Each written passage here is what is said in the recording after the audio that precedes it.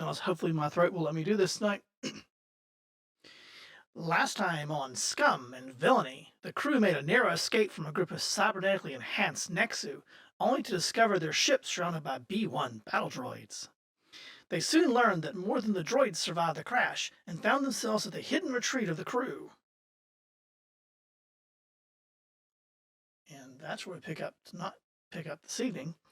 You guys had been escorted, guarded, kidnapped, led by a group of rickety B-1 battle droids that seems to be patched together. Some of them have different limbs. One of them you notice with curiosity, Yitram. One of the B-1 battle droids appears to have a leg from a protocol droid instead of a B-1 battle droid leg. And one of them appears to have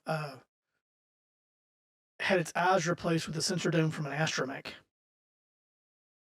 So these droids are pretty cobbled together looking things. They had led you to, you got on these boats on the back of these big creatures in the lake, and then you had been led to the retreat. When you arrived at the retreat, what you found was something akin to a medieval style fortification made of a combination of timbers and natural materials, along with parts from the crash of the ship itself. You had been led into the enclosure. Imagine a picket fort. Been led into that enclosure through a large gate. When you got inside, you see a collection of huts and houses and homes built out of, again, bits and pieces of the ship.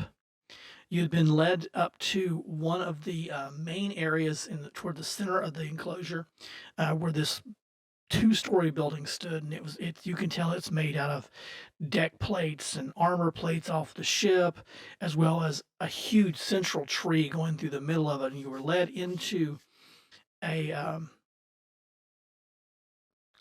meeting room there, into it, and led up onto the stage as the people begin filling in behind you. Now, let me describe the people, and then we can go to what's going on here and how we want to deal with that. The people you see, obviously, they're the remains of the crew, but what living crew was aboard the ship.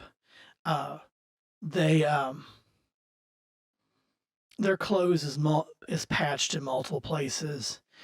Any tech you see on them looks like it's been through the ringer. It looks like it's been patched and repaired and patched and repaired and patched and repaired, just like the droids have been. Speaking of droids, you don't see any other droids except for the B-1 battle droids. As you're led into the group, into the area, quite a bit of heckling goes on.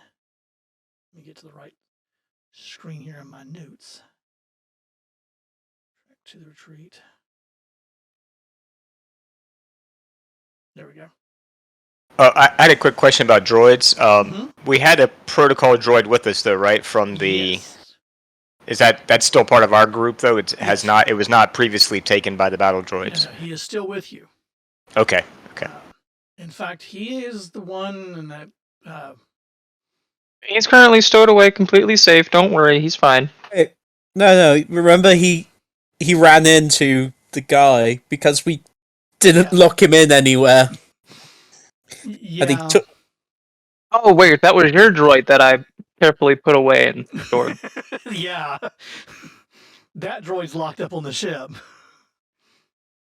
Yeah, my droids. We have the one Roxy purchased, but then we have the one given to us by the guy who hired us, correct? Correct, yeah. Okay. And that's IT-3PO. IT-3PO is, he recognized Captain Harsal and revealed that he was not ever Riam's droid or Riam's father's droid. Riam was, I hate this, how they name him. Riam is Riam's father.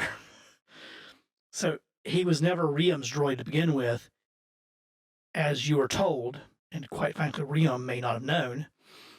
he was actually Captain Harsal's droid that was going back and forth coordinating this arrangement that they were trying to set up to sell the tech and that sort of thing before the Salnor ended up getting chased by the Empire and disappeared into the middle of nowhere all those years ago. So as you're coming in, you hear quite a few things said back and forth to Captain Harsal as he's leading you guys into the thing. And one of the things is, and he's talking to the people, and you can tell they're happy to see him, but there's a undercurrent of anger in the crowd too. At one point, as you guys are going in the building, Harsal starts pointing things out to him, and it's saying he actually points to IT, and he says, something to the effect is, I know some of you may remember IT-3PO. He was the protocol droid that worked with me, and starts explaining that, and said, and he's why we have guests here today instead of prisoners. And there's an undercurrent of conversation. You kind of get the feel that you're probably one of the first groups of people that's ever been permitted to come into the retreat alive. And that's thanks to IT-3PO. The other thing he also does as he's going in and leading you guys into this meeting area and pulling you up on the stage is he tells someone to go get Carlotta.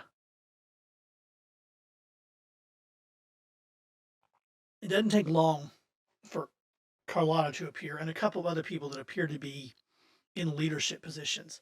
One is accompanied by a very rickety-looking a very rickety-looking astromech droid. He introduces her as, I guess, Neenan. And of course, Celia. Yep, it's not Qualish. And he introduces her as Neenan. She is the head mechanic and the one that keeps a lot of their technology operating. The room you're physically in, though large enough to house everybody in the company, everybody that's left from the survivors, it's a combination of old school tech and much patched modern technology. There are large windows that let light in that obviously were cabbaged from portholes and glass from the ship. But right beside those in the gaps are old-fashioned oil lamps that they're using to supplement the light in the evening. He pulls you guys up on stage, and Carlotta arrives. Carlotta, can't remember what race she is. Let me look real quick. She's an Arcanian. Near human, wearing near human with white hair. She is sporting the remains of a lab coat, and by the remains, I mean it's in fairly good shape, but you can tell it's seen much, much, much, much better days. She comes in, she looks at Harsel and says, "Who are these people? And why have you not just killed them outright?" And he explains who you are and that you're from Riom, and explains quickly who Riom is. He goes, "Oh. So I guess we have some decisions to make then, do we?" "Yes, we do." So he turns to you all. "So now that I have Dr. Carlotta here and myself, what is Riom offering us?"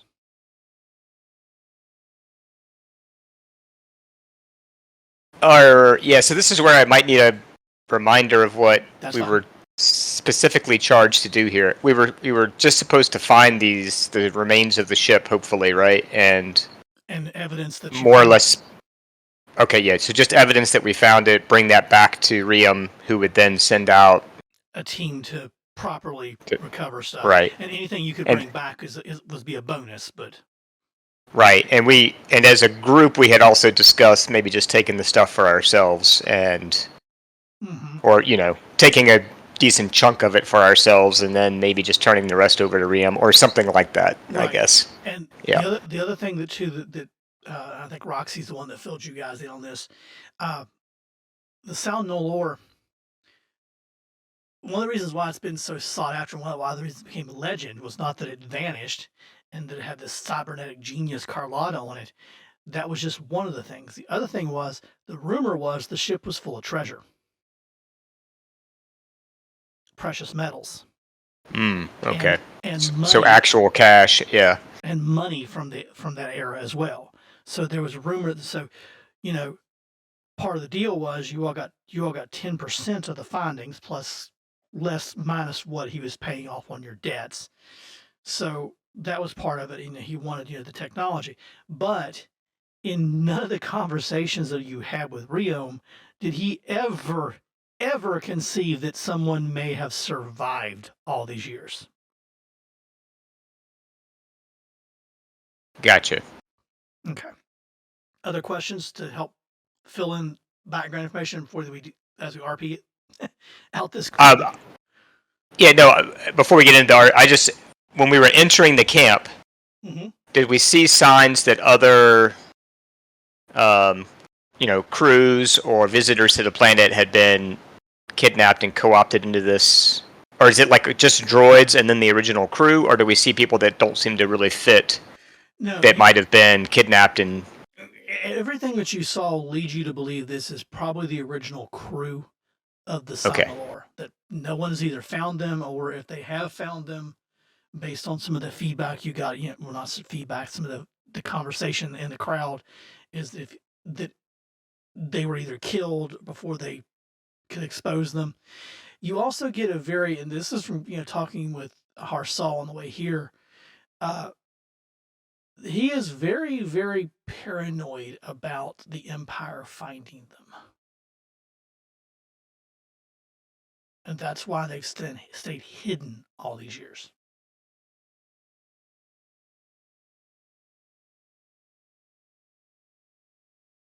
Okay. So who's our face? Is that Roxy? I'm going to put Harsal on here just so you have Harsal and Carlotta. Me though.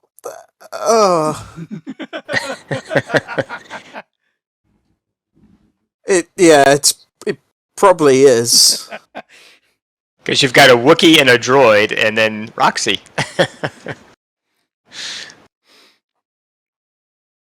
All right, I'll say it then.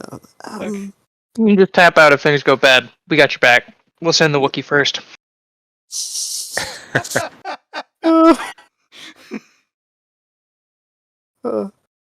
I'll say, he never elaborated beyond a simple salvage job.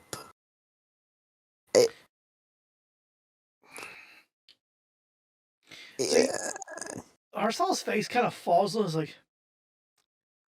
let me guess. Didn't think we were alive, did he? Yeah, he thought you dead. I mean, let's face it, there's begging vicious cats out there, my friend. It's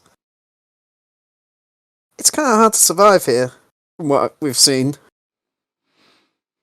You hear, because there's a crowd, sitting in the audience, so to speak. Let's see, I have some characters I did not hide. Off to the right, let me hide those. Crap. As well, when you say, difficult to survive here, you kind of hear tones of agreement, chucklings, and things like, yeah, that's putting it easily.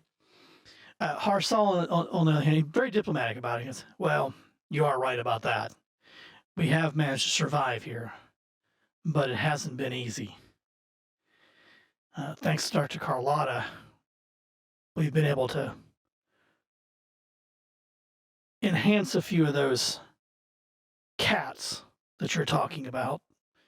They help patrol the grounds and patrol the area looking for intruders.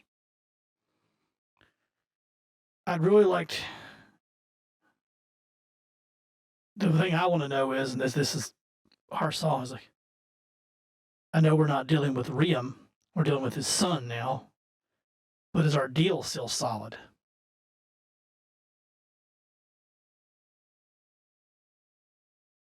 Will he honor the deal his father made? Which deal was this? Carlotta speaks up at this point. Well, the deal was my technology filtered through his business to make us all wealthy.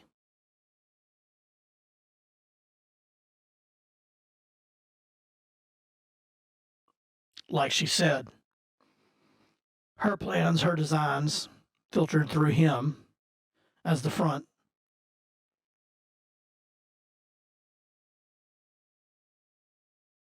Well, when we talked to him, he was very interested in the tech. So he is still interested in what we have to offer. He just didn't know that we were still here. Yeah, but let's face it. I mean, it's better having the source than just the notes. And no one knows you came here? YT will pipe in here. Oh, I was quite sure that anything that they're following, at least it isn't us. He looks at you, and obviously he's not put off by a droid, talking to him. He goes, "Good. Good to hear." And as this conversation is playing out, a couple of things are going on in the crowd. You hear there's murmured conversation going on. I mean, they're being attentive and being polite because they know, these are the people, the leaders of their group. The mechanic, the one who was introduced as the mechanic, the Aqualish Neenan, looks at you, Eitram, and goes, "Well, aren't you a pretty..." Let me get a right voice here. "Aren't you a pretty right one?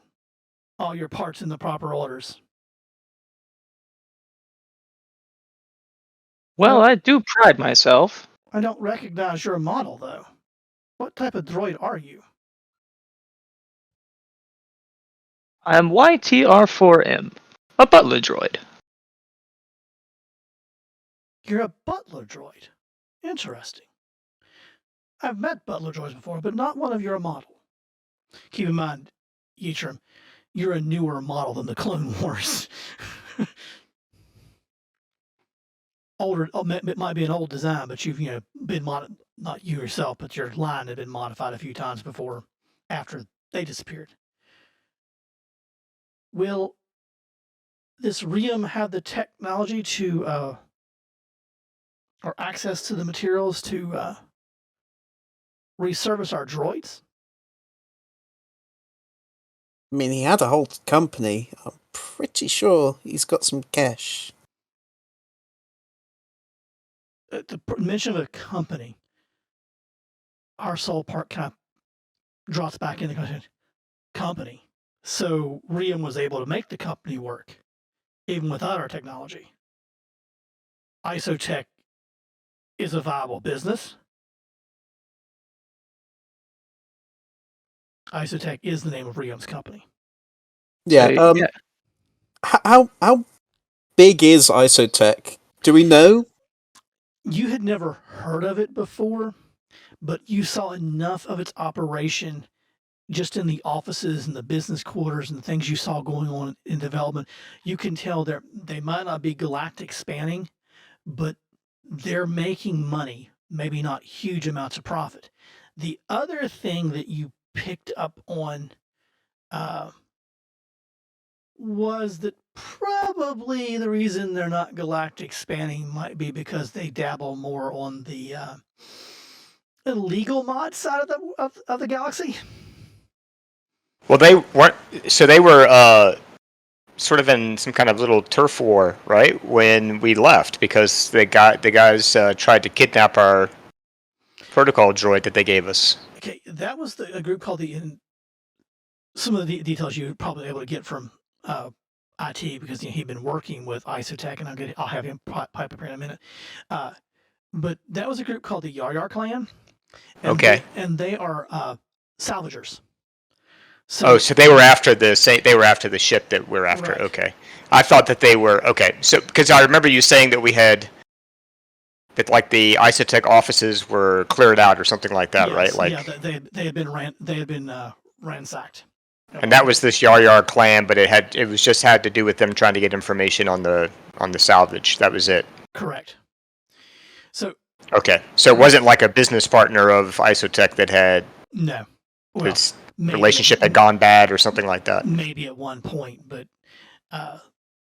obviously Okay. too the local authorities quickly recognized the Yar clan whenever you all had that run in with them, and they tried to capture the droid. So that kind of leads credence that probably just a rival more than anything. So when Harsal asked that question, IT-3PO pipes up. Why, yes, sir. Isotech is a thriving business. It has operations on 2 worlds, plus the operation on the station known as the Wheel. It also has a private facility where they outfit and work with less than public technologies. I would certainly think that Master Riam would be more than happy to work you and your crew into his businesses. Okay. Hopefully that sounded decent. Mm-hmm. I never know how it sounds on my end. Yeah, that was clear. So Harsal goes, then we'll need to think about this and talk about it, and Carlotta and I'll have to decide where we're going to go and what we're going to do. Your ship, if I was to send some of my people back with you, how many could you safely carry on that freighter of yours? YT will speak up again. Well, that depends on whether you want your fleshies to be comfortable or shuttled. Well, how far will we be going? Our travel time was 9 days, if I'm remembering right, Jason. 9 days from the Wheel, yeah, but you're not going back to the Wheel. You're going to a place called Raxus Prime. Okay. So is this like an there's- astrogation check? Because I'm not going to make an astrogation check on it just to calculate a quick time in your head without, because astrogation actually reduces or lengthens the time. You know that Raxus Prime would probably be about a 10 to 15 day jump for the ship. okay, then I would just let him know that information. Okay. About 2 weeks of travel. Okay. And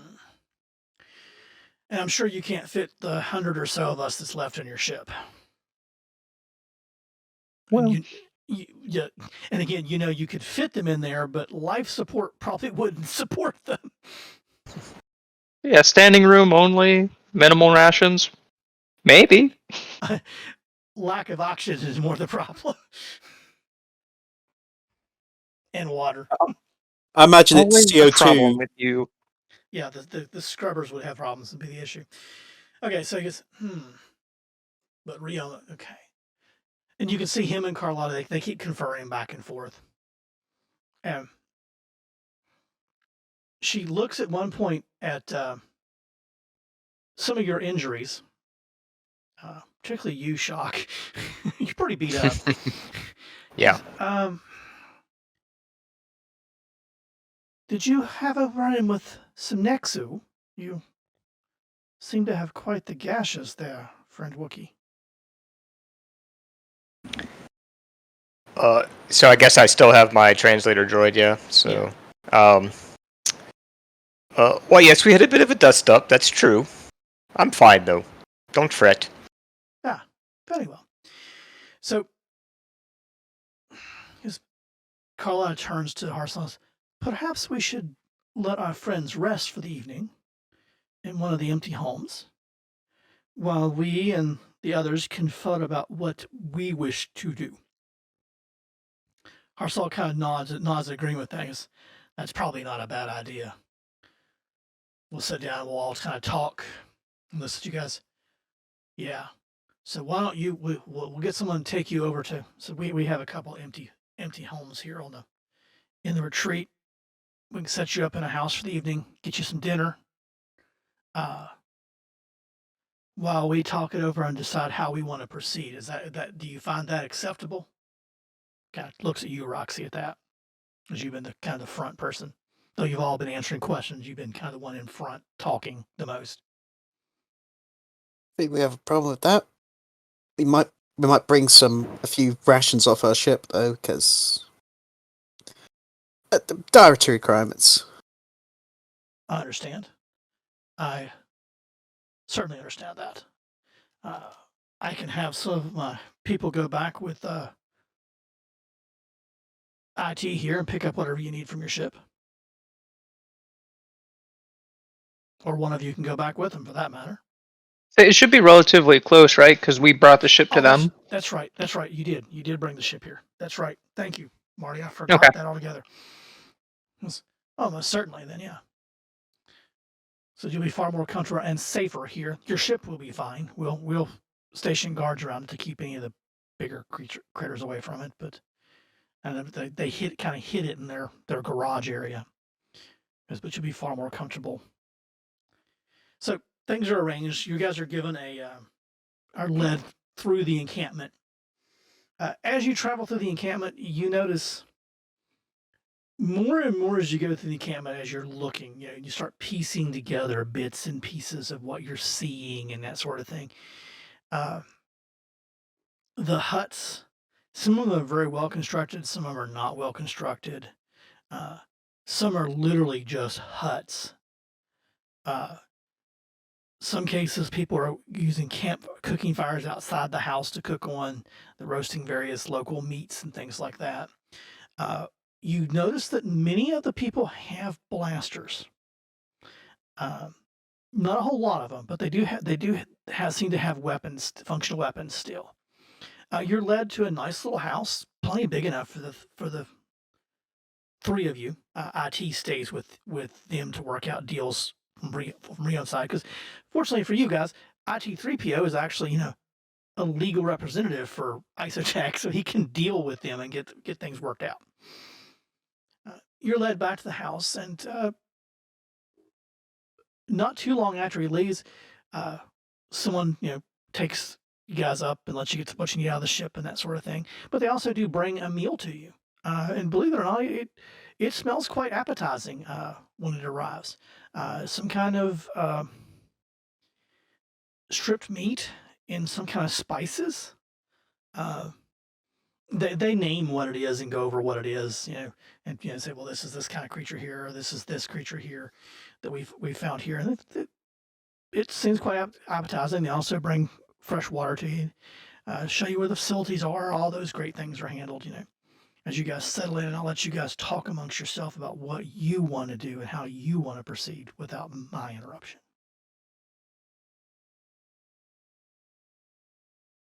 So the idea of us grabbing a bunch of stuff and having our own secret haul is probably out the window. I don't know. I guess the best we can hope for at this point is our finder fee, right? Not necessarily. Well, What's your idea, Roxy? I'm a pretty good slicer. I could make some money. I mean, all these people are going to need fake IDs. I can do that. Plus, I might know one or two surgeons that are good in facial augmentation / reconstruction. Maybe, if they're still in the same place. Maybe.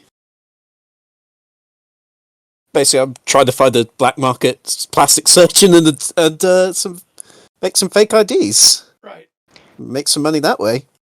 So you think there's any software kind of tech here that you could hack into that we might be able to get our hands on? I mean, it doesn't have to all be hardware, right? There could be some interesting research results from because the woman is or I guess it was a woman.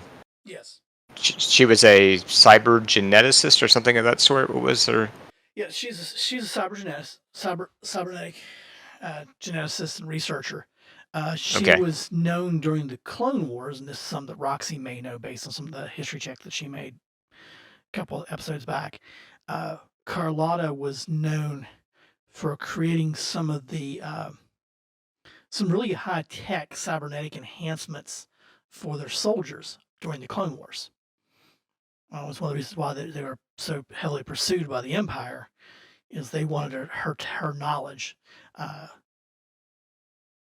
So I don't know. I don't know if we've seen signs of. I guess Shock could kind of look around if there's signs of a network or anything that connects all of these buildings. But if there's a way for Roxy to hack in and see if she could get some of the data that because probably this woman has been continuing to experiment and improve while they've been on planet. Obviously, right? She's been practicing on the local flora and fauna. Well, So those Nexo you encounter are some of her work, then probably so.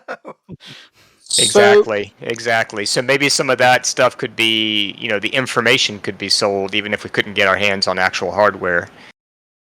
So, can I do a computers check to see how interconnected these houses are? Because I saw their main building. Right. So yeah, because I So- doubt that they're getting internet from anyone. Yeah. I- I wouldn't guess the house we're in has connections, but maybe you'd notice when we were in the big house. Yeah. Yeah. It's probably a closed network, if I'm guessing. Okay. So give me a perception check, Perception. or because of what you're doing, I'll allow a computers check as well, since because you're thinking about networking computers and that sort of thing. I'll allow a computers check as well, Roxy. Oh, thank God.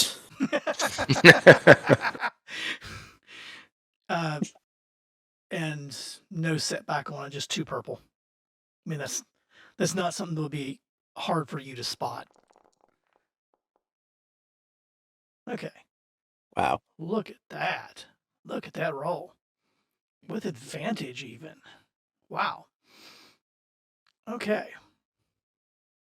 Just mirror, was it like still adding the numbers to the bottom of that? So, you did not notice any kind of networking between the homes.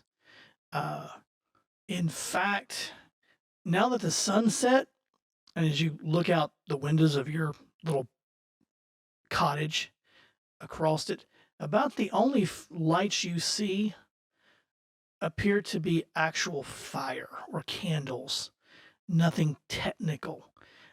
However, in the main structure of the building you were in, the second floor seems to have electrical lighting of some kind. And you see off on the edge, like on the edge of the settlement along the one wall, you see some electrical lighting over there, and then up where the garage area is at, you see electrical lights moving up there, but those very well could be droids that you're seeing there. All of the lights, even though you're seeing them, would be next to impossible to see from above because of the way the canopy overlaps and the additional netting and stuff they've put in place to keep the retreat hidden. How many years have they been here again? Well, the Clone Wars ended well over 20 years ago. And I guess Shock would probably have some idea. I could do a mechanics check on this, but how long would a power source for a battle droid last? I mean, how often do they have to be recharged or? Give me a mechanics check just to see how well you guess at this. I mean, something you would understand that no, I just want to see how well you get at it. Right. Okay. Well, the warranty's definitely out. Yeah, the warranty's definitely out on these things. Any setback or any of the rest of that? No, just no. regular difficulty? Right, yeah, just 2 difficulty, no setback. Because you're just looking and thinking about knowledge, that sort of thing. Right. Okay. And really, it's not even though you per se failed the check, I was trying to see how well it was. You know that type of droid would need fairly regular charging, so they have to have some kind of way to generate electricity, but based on the lack of electrical lighting, they either don't have the materials to run electrical lights, or they don't generate enough power to run enough lights, or they're afraid to run electrical lights. Those droids would need to be recharged at least every, depending on how much they're used, every day or every 2 to 3 days, depending on whether they're out tromping around in the jungle or whether they're just patrolling the walls and inside the fortress here. And did we have, when we were on the ship, the remnants of the actual ship? Mm-hmm.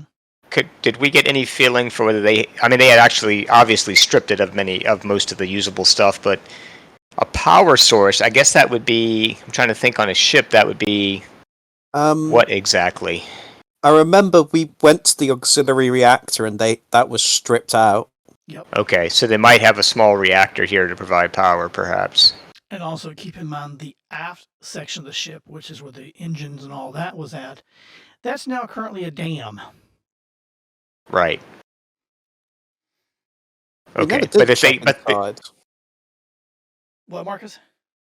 We never did check inside that either, so they might have stripped that. Right. Even though it'd be harder. Right. and there was no evidence that they here at least that they had anything underground, right? At least not that we could see. Not that you can see. Even like the garage area, it partially is like a cave or an open area, but mostly it's created by the canopy and the net that they created to go over top of to hide it. So even though it's a garage, it's partial building and physical garage as opposed to like a cave or underground complex. Gotcha. Okay. But yeah, the longevity of those droids and just looking at the condition these things are in, these things are beat to pieces. They are not in good shape. Like I said, the one that Yitron spotted has a protocol droid's lower leg for a foot. One has the leg for his foot down, has a modified version of an astromech droid's leg. So obviously they have other droids or had other droids at one point. And you did see the one older looking astromech with Neenan. But other than that, you haven't seen any other droids in the area. Now, as the night goes on, I was going to say, just to summarize, it sounds like Roxy would have to physically get up and onto the second floor, wherever the research lab is, in order to have any kind of access to anything. Yeah, computer oriented. Yeah, because you're not seeing any evidence of like even basic like power lines running somewhere and like that. There doesn't appear to be lines going to anything. I mean, you see a line going to the main building, leading from the garage area. Okay. And you see a line going from that garage area down to the area on the edge of the palisade.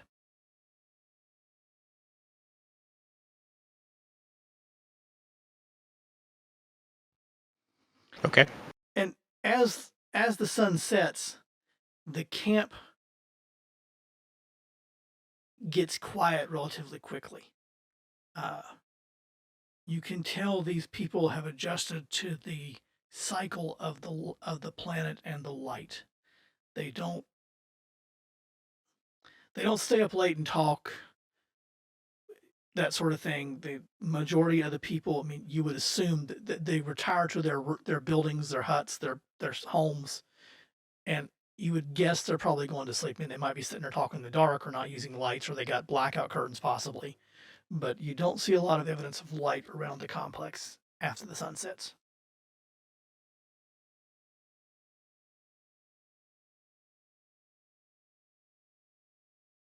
Okay.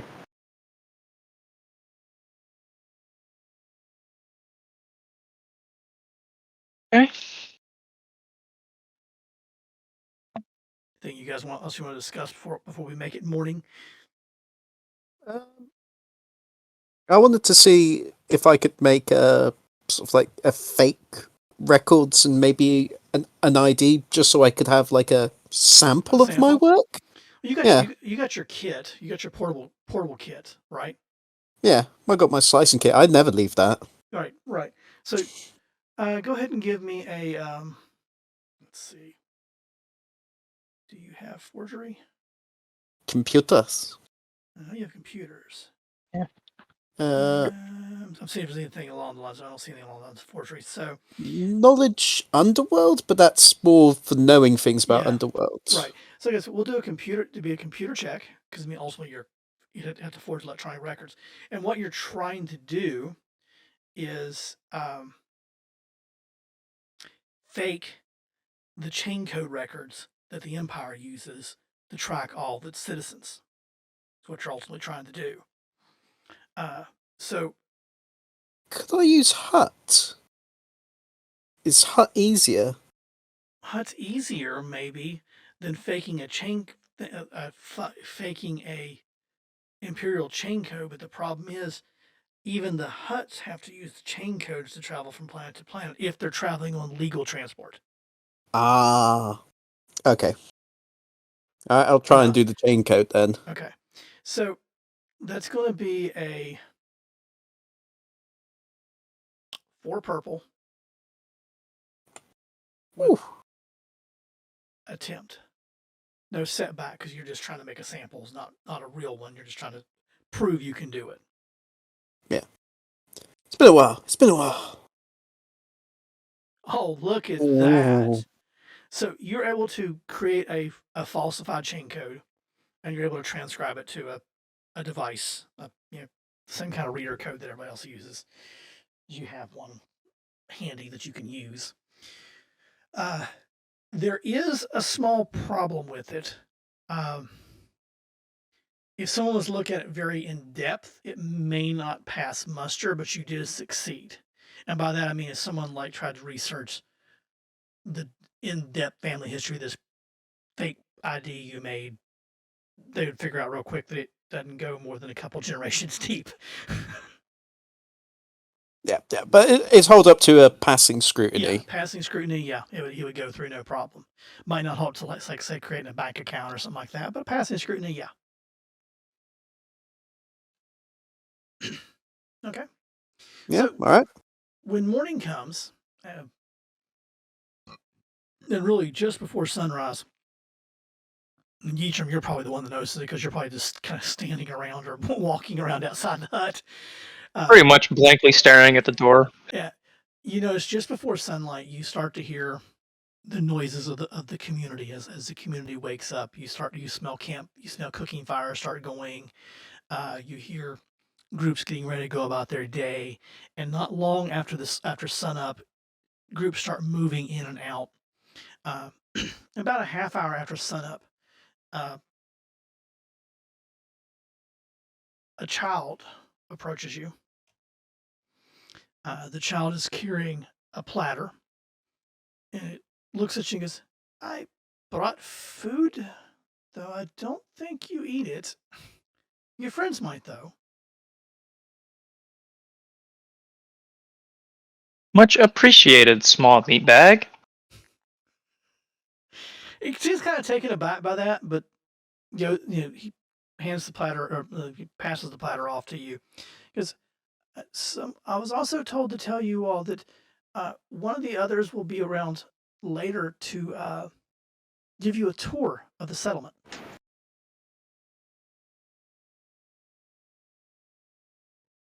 And with that, he kind of this child scurries along. About a half hour, 40 minutes later, after you guys have had time to eat, the food's passable if you guys choose to eat it. That's up to you all. One of the people you saw last night arrives. Neenan, the Aqualish, arrives. Yes.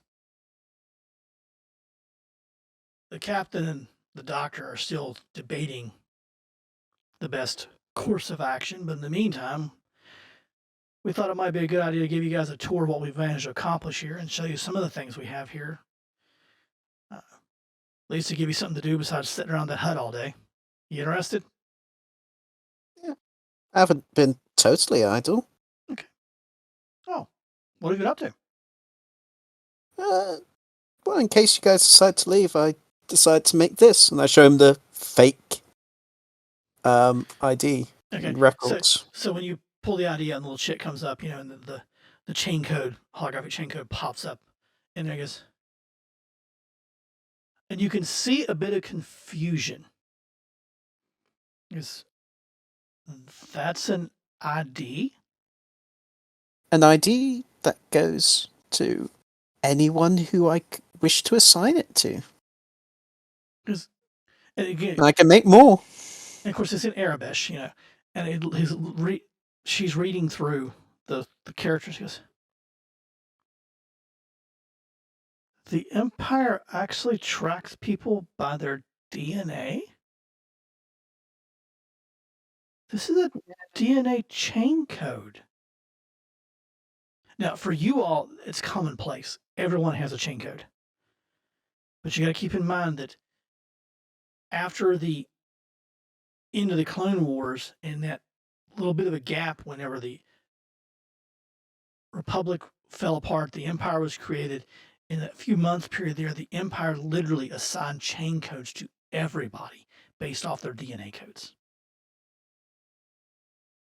This is something these people know nothing about. That's interesting. And you can manufacture one of these for each of us? Yeah, this is just a sample. I might even be able to recommend some people who do some cosmetic work for the more recognizable. You can see Nina is impressed by the work you've done and the thoughts you put into this. I'll make sure I relay that to the general if you don't before, or the captain if you don't before I see them. Yeah. Yes. So, let me show you our little corner of the world. So, Nina starts taking you around, giving you the tour of the settlement. So, the settlement itself is set on a bluff, and kind of up against the side of the bluff, and then hidden by these nets and stuff across it, and the canopy itself. She starts out by taking you down past the headquarters building that you were in last night. I said, well, this is the headquarters, of course. You were in there. We were here last night discussing, and then the captain and Dr. Carlotta are there now, still debating back and forth. It also functions as our security headquarters. And she leads you on down around past to the garage area, which you guys saw the garage just briefly. She goes, this is the garage. And as you look around the garage, now that it's daylight and you're not so focused on what they're saying, you get a better look at the garage. Because, well, we still call it the garage, but we haven't had a working speeder here in at least 5 years. Along one wall of the garage is literally, there's like half a dozen old speeder bikes sitting there in various states of disrepair where they've been trying to repair them and just at some point gave up because they couldn't scavenge enough parts from one to the other.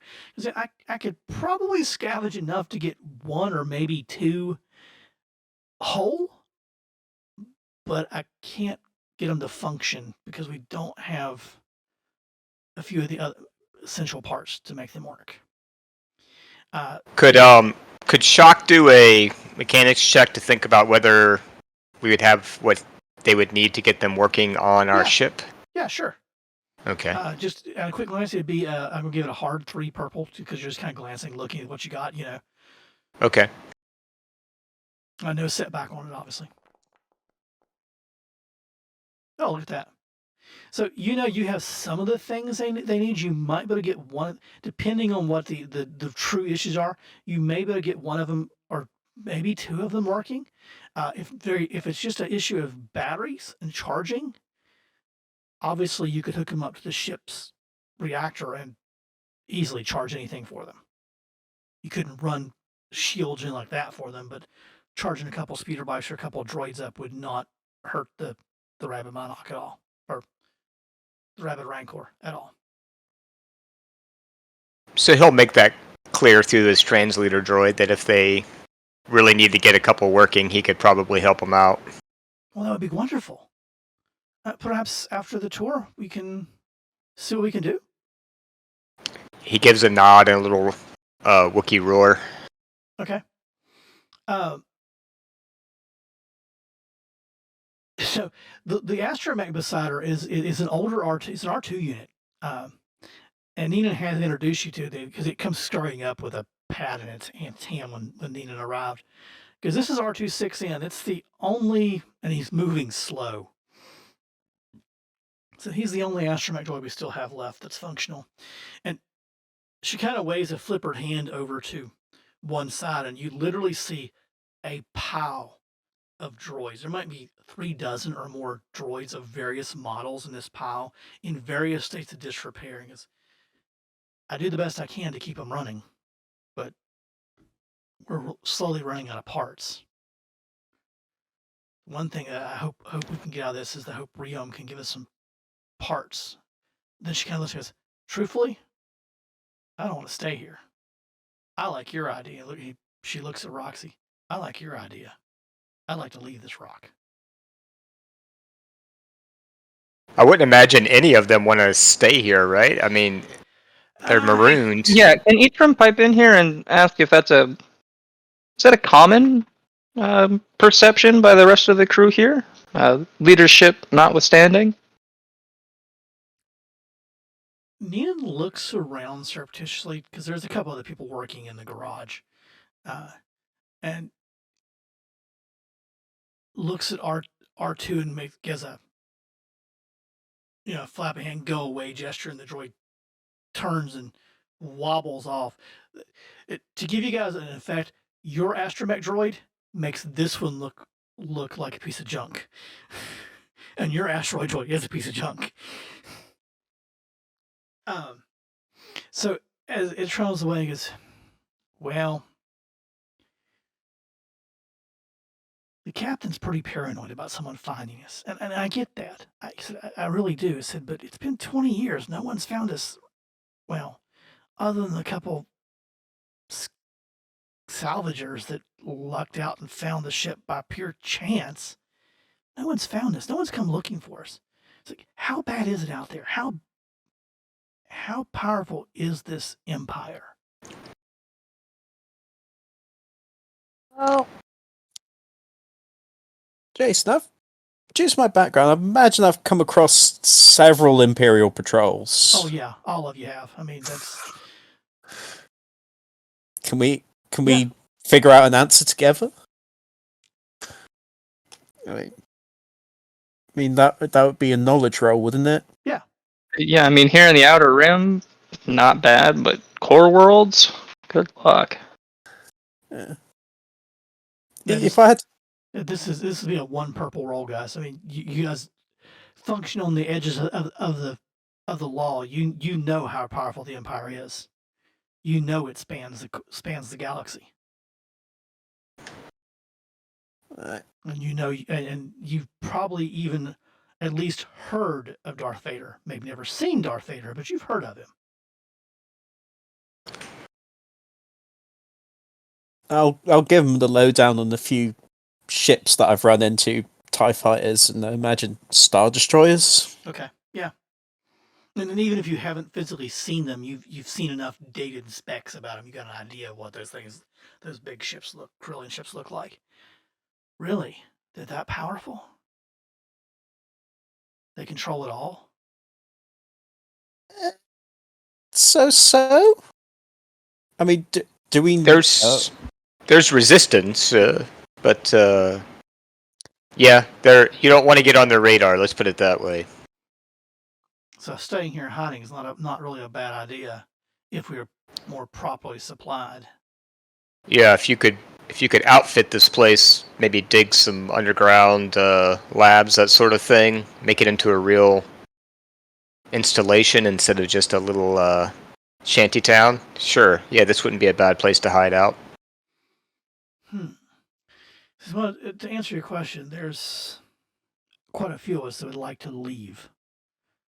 But there are others that believe more along the lines of Captain Harsal. And now that what you're telling me, maybe Captain Harsal's not so paranoid after all. Though it could calm Well, down. you'll want to have some eyes out in the rim, right? Looking around, keeping track of what the Empire's doing, but yeah, if all of you all of a sudden pop up on rim worlds without the proper fake IDs, then eventually some Imperial's gonna stumble across you. That could be bad. So you got to be pretty careful how you reintegrate back into the rim worlds. So, unless you fancy staying on a shadow port. well, come on, let me show you the rest of things. And you guys have been moving while you've been talking. And Nina's moved you out away from the garage where a pile of broken droids are at, and to a round metal structure, high ceilings. And it's right beside the garage area because this serves actually as our droid maintenance area. We mainly maintain the battle droids now in it. And she waves at one of the other crew members. So that's Rowena. She's in charge of droid repair. Rowena is a middle-aged human. Looking at the coveralls and the markings, because she's still wearing most of her coveralls, she has a droid mechanic tag on it, and you can see the much faded markings. And as they move away, Rowena, has a R5 unit working with her. That's one of the other few non-battle droids besides my R2. So we have another one this way. So she leads you on down toward the fence line. And as you come near the fence line, you notice there's a fence outside of the fence. And inside of that enclosed area is a caged area, and you see what appears to be at least one Nexu prowling in the cage. And Nina kind of gives a involuntary stresses, those things give me the creepy crawlies. It's Carlotta's work. She has three that's out on patrol at any given time. This one was recently modded, so it's still recovering. And no sooner she say that, the Nexu looks around toward you guys, and it gives a big feline smile, and you see that it has no natural teeth left in its skull. They're all metal.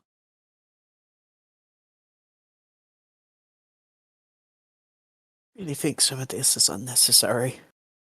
I'd just hate to see what happens if she got a hold of one of those octopi. Oh, you mean the tree octopuses? Those are good eating.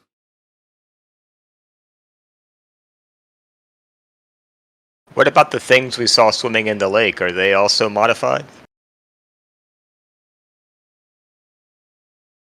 The Revos? No. Well, she probably could modify them, but no, we just tame them. Kind of like cows. Or she named something analogous to a cow, in the Star Wars Right. galaxy. Nerf? Right. Yeah. Or Nerf. Bantha? Yeah, an Earth. Bantha, there you go. Kind of like a Bantha. Really kind of friendly and sweet. We use them to get around the lake.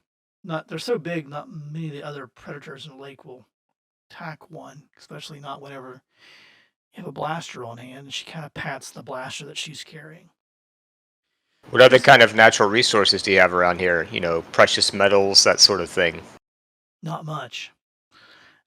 We have been able to collect enough raw ores to make some iron, but we lack a lot of the other things we need, at least without proper mining equipment, to get the higher quality ores that we would need to do any kind of serious work. It's here. We just don't have the equipment to extract it.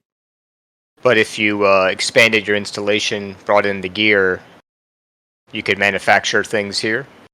No, certainly. If we had the right equipment, we could completely disassemble the sound and the lore. Quite a bit of metal in that. of course, but I just meant in terms of long-term sustainability. Oh yeah, we could. There are the your geological survey says there's the stuff you need here.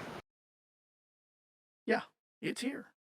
So, and of course, you continue to walk as you're talking, and she comes around to a building just off beside the Nexu cages, and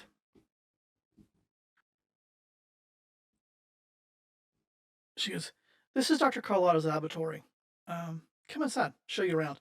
So she takes you in, and it's really just a couple of just large rooms, but you can tell quickly that this building is made mostly out of metal and remains from the ship. So it's all scavenged material, but it's fairly well finished. The interior is well finished. You see electronics from the ship are there. You see lights. You see data ports, Roxy, that you could access. Mm-hmm. There's several small cages or individual cages. There's a couple of Nexu in the cages, in one of the cages. There's a couple of researchers working, and in one of the rooms, as you're passing by, you see an FX series medical droid. Because we do have limited medical capability. Enough that we're not hurting. Speaking of that, really quick, sorry, metagame.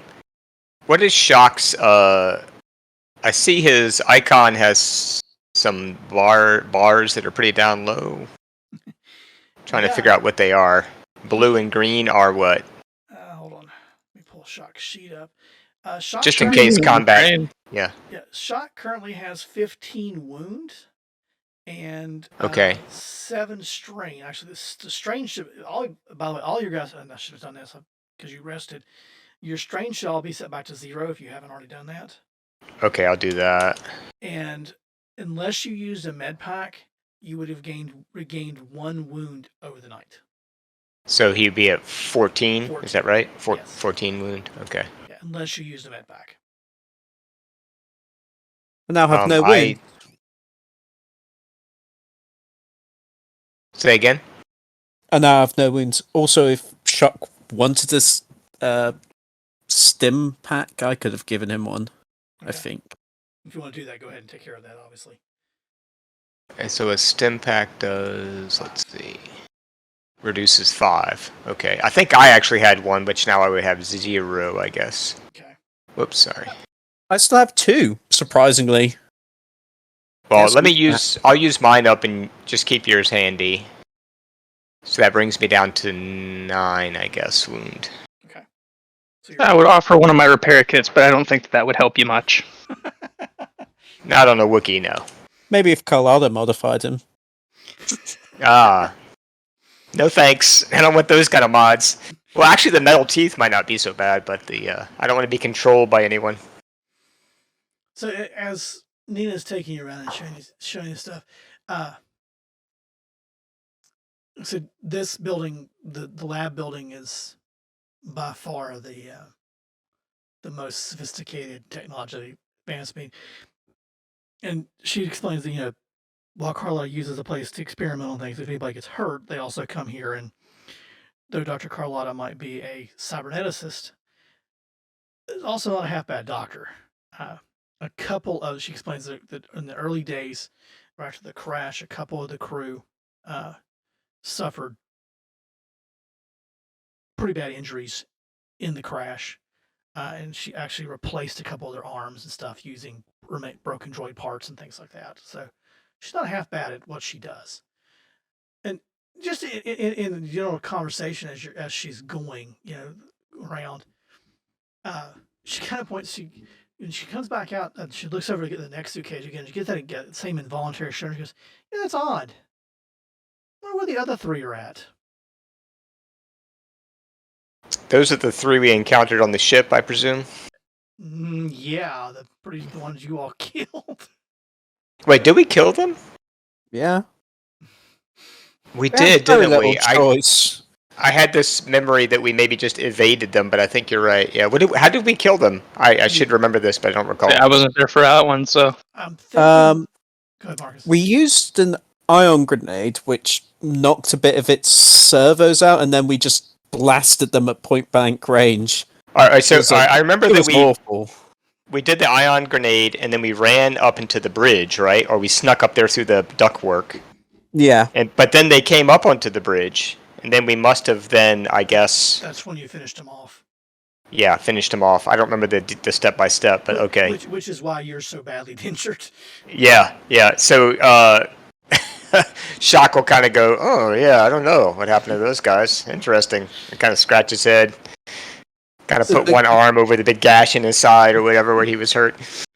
The Captain Our Soul told us they escaped, if I'm not mistaken, from last game. Yeah. So, oh, they weren't sent. They were just escaped. Yeah, okay. Yeah, and he let us know about them. We already told him. So really, so really, it was self-defense against escaped creatures. So we're probably covered. But they don't know that yet. You have not informed them of that yet. So she continues to show you around. She shows you the supply building, which is pretty much a metal and wood structure that holds most of the vital supplies, cold storage, food preps, things, stuff like that's there. The perimeter, she shows you around the perimeter wall. It's a combination of logs and salvaged metal from the thing.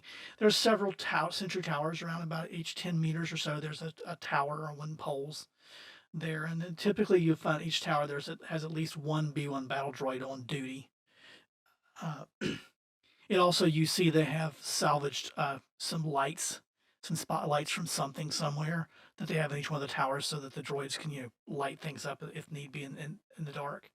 She points out the medical shack, which is not too far from Carlotta's place. She says, most stuff, we don't need to go to Carlotta's lab to get surgery. It's basic stuff. So while we're walking, Shock will be kind of talking to her, I guess, occasionally through his droid. Yeah. So these other scavengers that you said sort of stumbled on the place, what happened to them? They didn't leave. Okay. That's all she offered. They didn't leave. She also points out, as you come around through there, kind of more toward the back, not too far from the lab, actually, there is a small squat structure, and she points out, that's the generator. You see a number of cables snaking out of it, and they're not too far from the lab, because we managed to salvage one of the backup power generators from the Sonalore. So it's basically a nuclear reactor. Is that what she's saying? It's a generator, power generator. Actually, in Star Wars, they're actually better than that. Yeah. The nuclear. Yeah. I don't have any idea what technology they. Oh, I don't utilize, know either. I just know it's powerful. Yeah. So okay. She explains, and you see there's a small work crew working around it. And just as you can imagine, that reactor's been running for 20 years. It fails every couple of weeks. Sometimes it takes hours, sometimes it takes days to fix. It's functional, but it provides just enough power really for Carlotta's lab and to recharge the droids. If need be, it can be routed to the medical shack for emergencies. And if Carlotta's not in her lab, then they can shunt the power up to the main building to be used. So you haven't experimented with some hydrothermal, We don't have the equipment. Yeah, gotcha. Or if you have a dammed lake, you could do hydroelectric. Well, the lake's dammed. Yeah. I mean, these are very primitive, of course, means of power compared to modern technology, but in a pinch, they'll do. If we could get to the generators in the aft section, we wouldn't need this backup one. Most of the generators on the Salnora were in the aft section, which is underwater.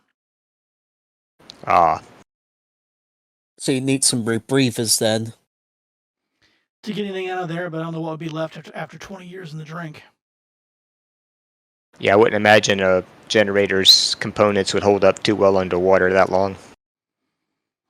So she finishes out her tours, showing you some of the homes and things like that, and eventually winds you back toward the. Starts heading you back toward the main building. And as she starts heading you back toward that main building, you hear voices, loud voices, coming from the gate area. She kind of perks up and goes, something's going on at the gate. And she heads that way with you guys. And when you arrive at the gate's shut, and Captain Arsal's there, standing on one of the towers beside the gate, and he's shouting over the gate at somebody at the front gates. And you can't quite make out what's being said back to them. You can hear it, but you can't make out the details of the conversation from your distance. However, I need all three of you to make a perception check with 1 blue bonus die. It's a 2 purple, 1 blue bonus.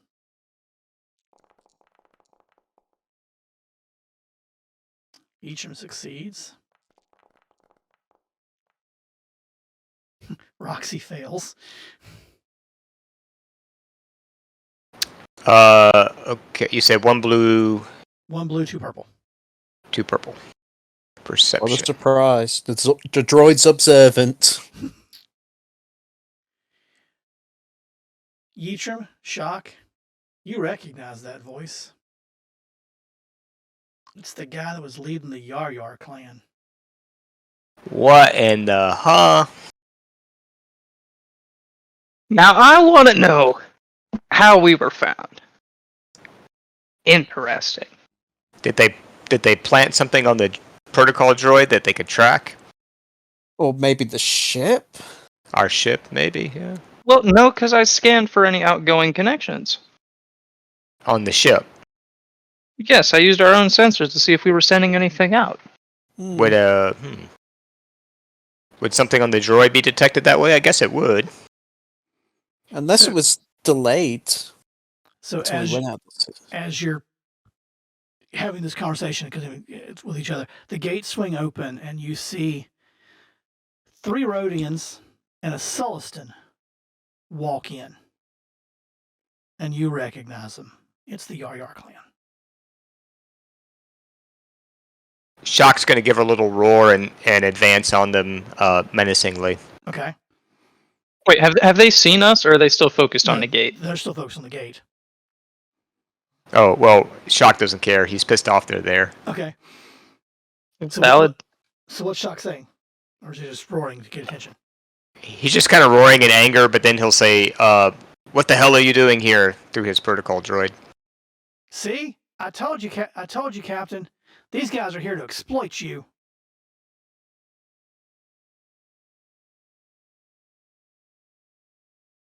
Who said that? The Rhodians? The one in charge of the Rhodians. Yav. Don't listen to these guys. They tried to kidnap the protocol droid. What's his name? IT3PO.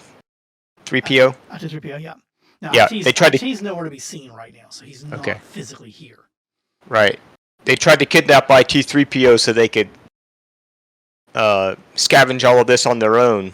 We had to steal them back, and last time we checked, these guys were being held by the authorities. How did you get out of that?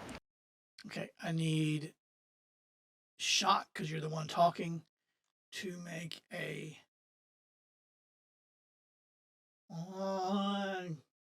because you're not lying.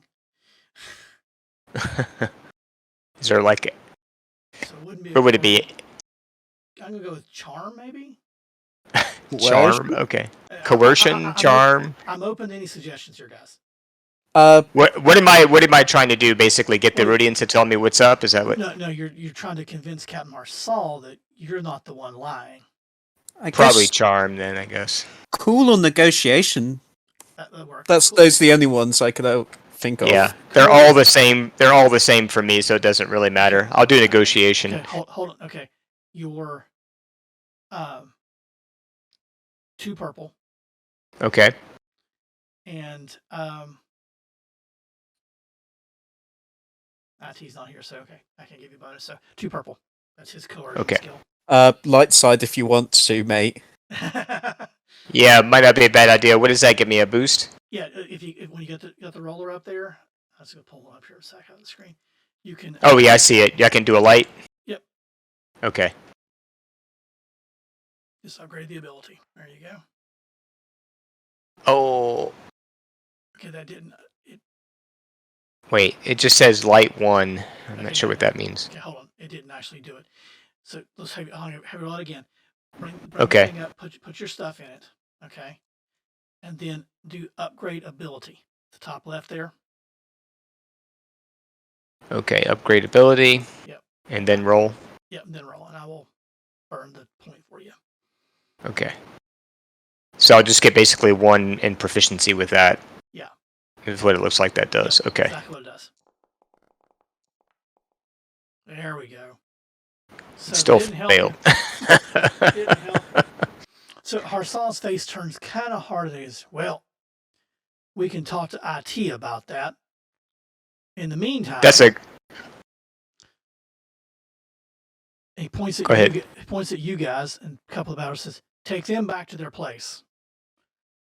And take them, he points to the Yar clans, who are now suddenly all of you are surrounded by battle droids holding leveling blasters at you. So take them,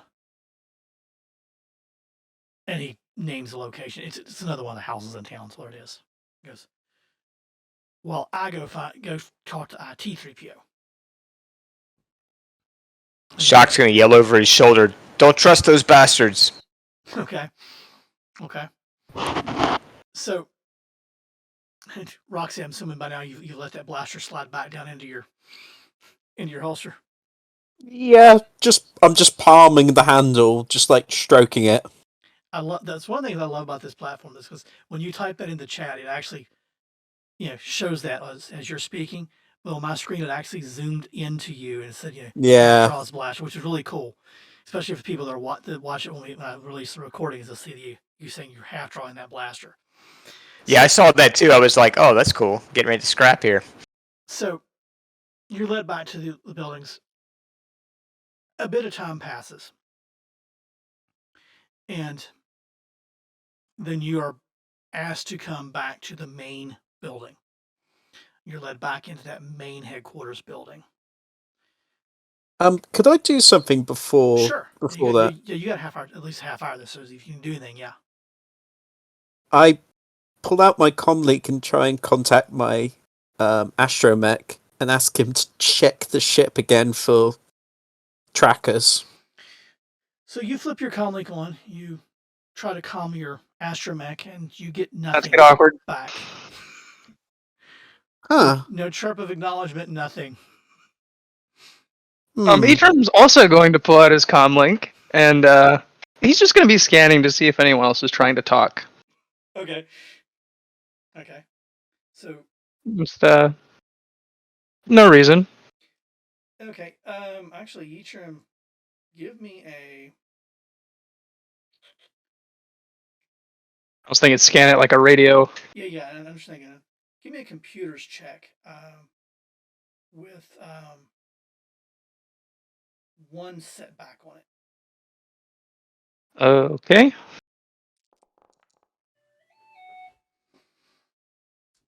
Okay, so as you're scanning through the channels, seeing who is talking back and forth, of course you pick up Roxy's transmission. But as you flip by one channel, you hear and you hear a coded transmission. This is gonna sound weird. I'm a robot. Can I record that and give Sure. it to Roxy? Yeah. I don't know the extent of my droid capabilities. If I have a built-in recorder. Not so much a bit on recorder, but it's easy enough on your comlink to push the button and say record. Good Well, enough. droids have memory. Yeah. They need memory wipes. So Yeah, I don't know what my hard drive's like. Yeah, you either way will work, but you're able to do that. So you quickly record the transmission, and then what? I'm gonna stick my finger into Roxy's I don't computer station, whatever her setup is, and says, "Figure this out." Alright, Okay. go and translate it. I guess my Okay. droid's busted with its comm. Mainly trying to distract her from her comm link. Right. So to translate that code is going to be 4 purple, Roxy, and then be a computer check. Can I throw that advantage I just rolled her way? Sure, you certainly can. And you can burn a point if you want to, obviously. So that'd be 1 boost, and then if I want to You can light sight, yeah, I'll upgrade it. Okay. Because this is important, I feel. I'll do and burn the point on the tracker so we have that burnt. And there goes the roll. Oh my god. Jesus. Ooh, okay. So you get a little stressed about it. You're going to take 3 strain off of that roll, Roxy. Because holy shit. You got a triumph in there. So yeah, Yeah. this is weird. Yeah. Isn't Triumph, can't you convert that to something? Yeah, let me look. Spending adult triumph, badge of triumph, add a bonus. Okay, like to add a bonus to the next activity. Okay, that's in combat, but it's still same basic premise here. Flip critical injuries. That's a triumph. Here we go. Upgrade the difficulty of the target check. In this case, though you don't know what the code is, you recognize the code pattern. It's Imperial.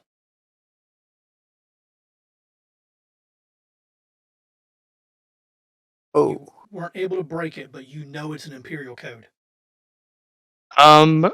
Okay, so when Eitram hears this, he proposes a plan to the group.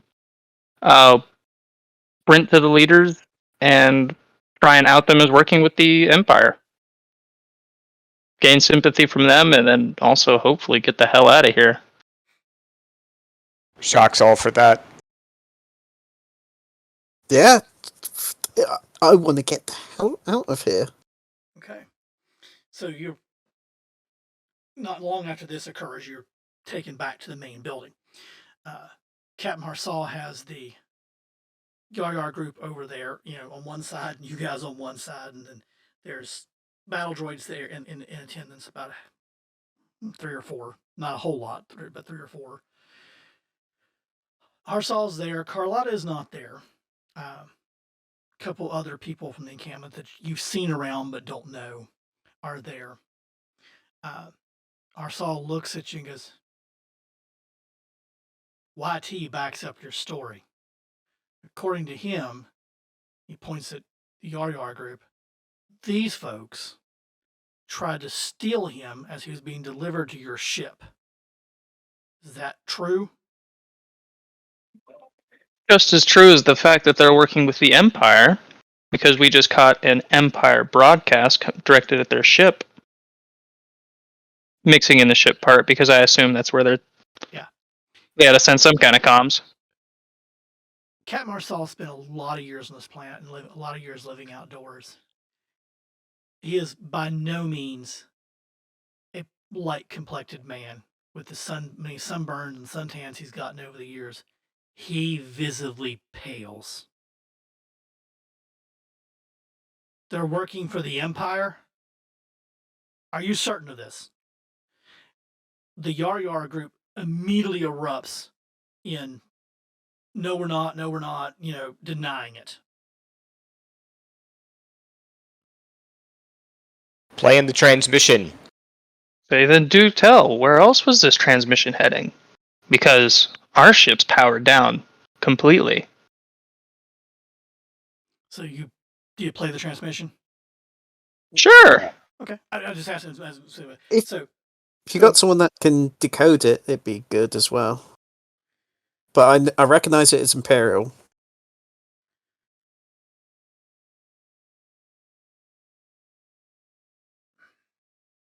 I just mentioned that. Yeah. So Harsal listens to the transmission. It does him no good. The code's newer code for him. I don't think any of we have any equipment left that could decode that. What about on your ship? Do you got stuff on your ship, maybe? Well, I've got my hand terminal here. See what you can do. He points at the Yar group at that point, and they never disarmed them.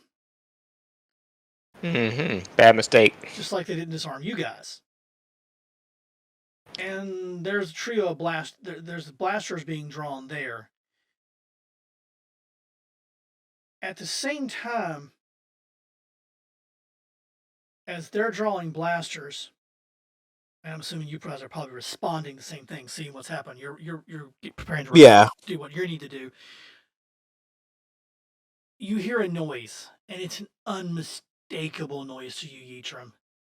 It's a ship passing low overhead. Captain, might I make a suggestion? He looks at you. Get those of you who you absolutely need to take off planet, get them to our ship, and those of you who are capable of surviving here for a while longer, have them scatter. We stand no chance fighting the Empire here. We can get you off planet. He nods.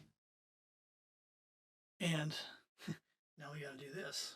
Because let me get in my folders.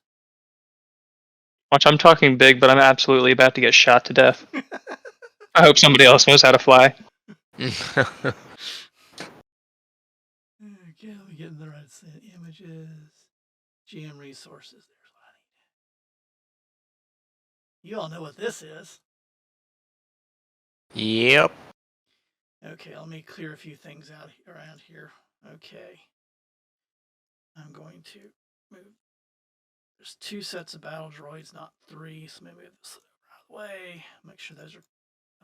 No, there's only a pair. I'm adjusting sheets here to get things set up. There's only 4 battle droids in there with you. There's Yitra. Go ahead.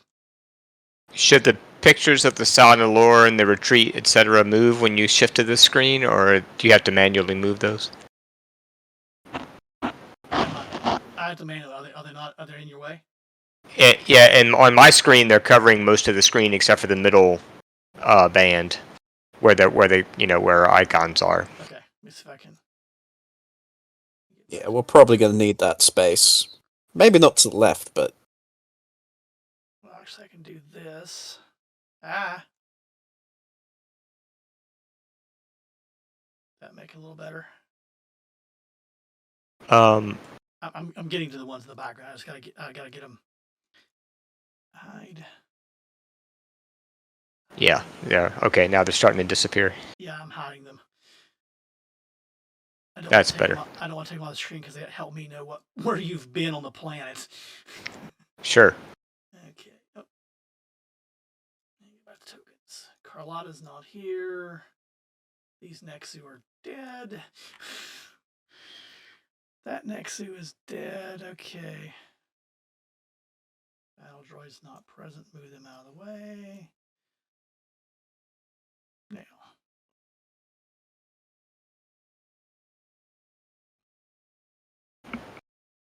Unhide. Crap. Quit moving the stupid.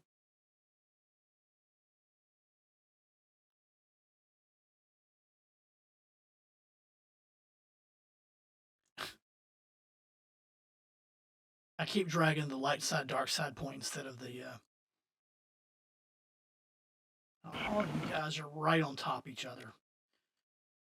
So we're basically close range or engaged. You're not engaged unless you want. You can move into engage range, but you're all. Which is 1 band away. 1 band. What's engaged? Engage, and the way I would show engage on the screen, just so you know, is I don't grab one of the YRs, just to show you. They're same band, right? Yeah, that same band. I would actually put the tokens touching like I just did Yar and Yitram. Okay. Are they considered close then, or are they? You're at close range. Yes. Okay. Now let me do the next logical thing. One more step here. Okay. There we go. If you go to the closed fist, you can roll your initiative. Top on the right hand side, you have the fist. Go ahead and roll your initiative there. And also fight the power.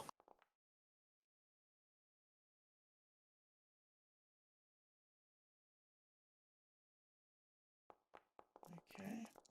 That's me rolling everybody's initiative one time, guys. Don't panic. And let me switch the combat. There we go. Oh, wait a minute.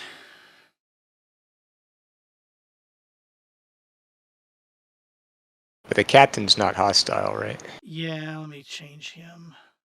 He would be friendly, I would guess, since he knows we were on the up and up. He's neutral to you as far as the game's concerned, but I'm gonna make him display name. Okay, I'm gonna re-roll his initiative. Give me a sec. I gotta modify a sheet here. Token. He is, well, at this point, he's going to be considered friendly.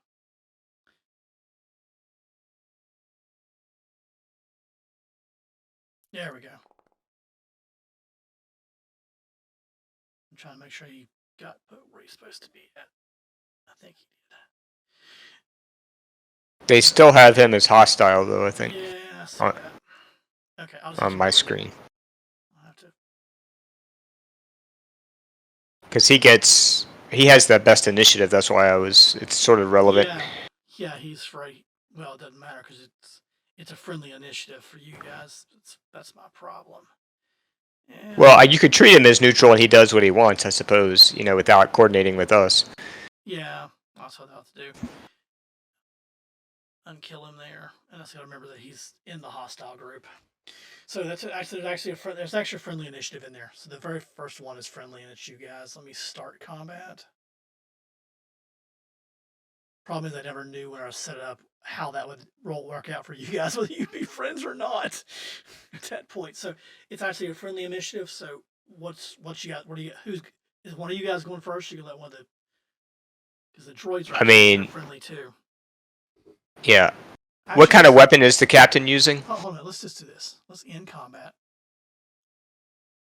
I'm gonna make you re-roll, but give me a second, because I did forget that droid is friendly.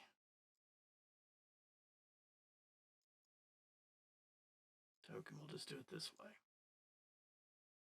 Token.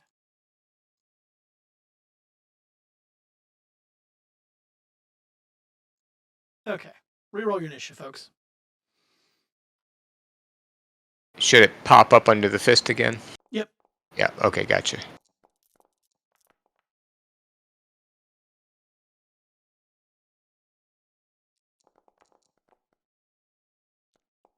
Okay, now let me. So everybody's in. Everybody's got a roll. There we go. That looks a lot better. Yeah, I'm liking that. Okay.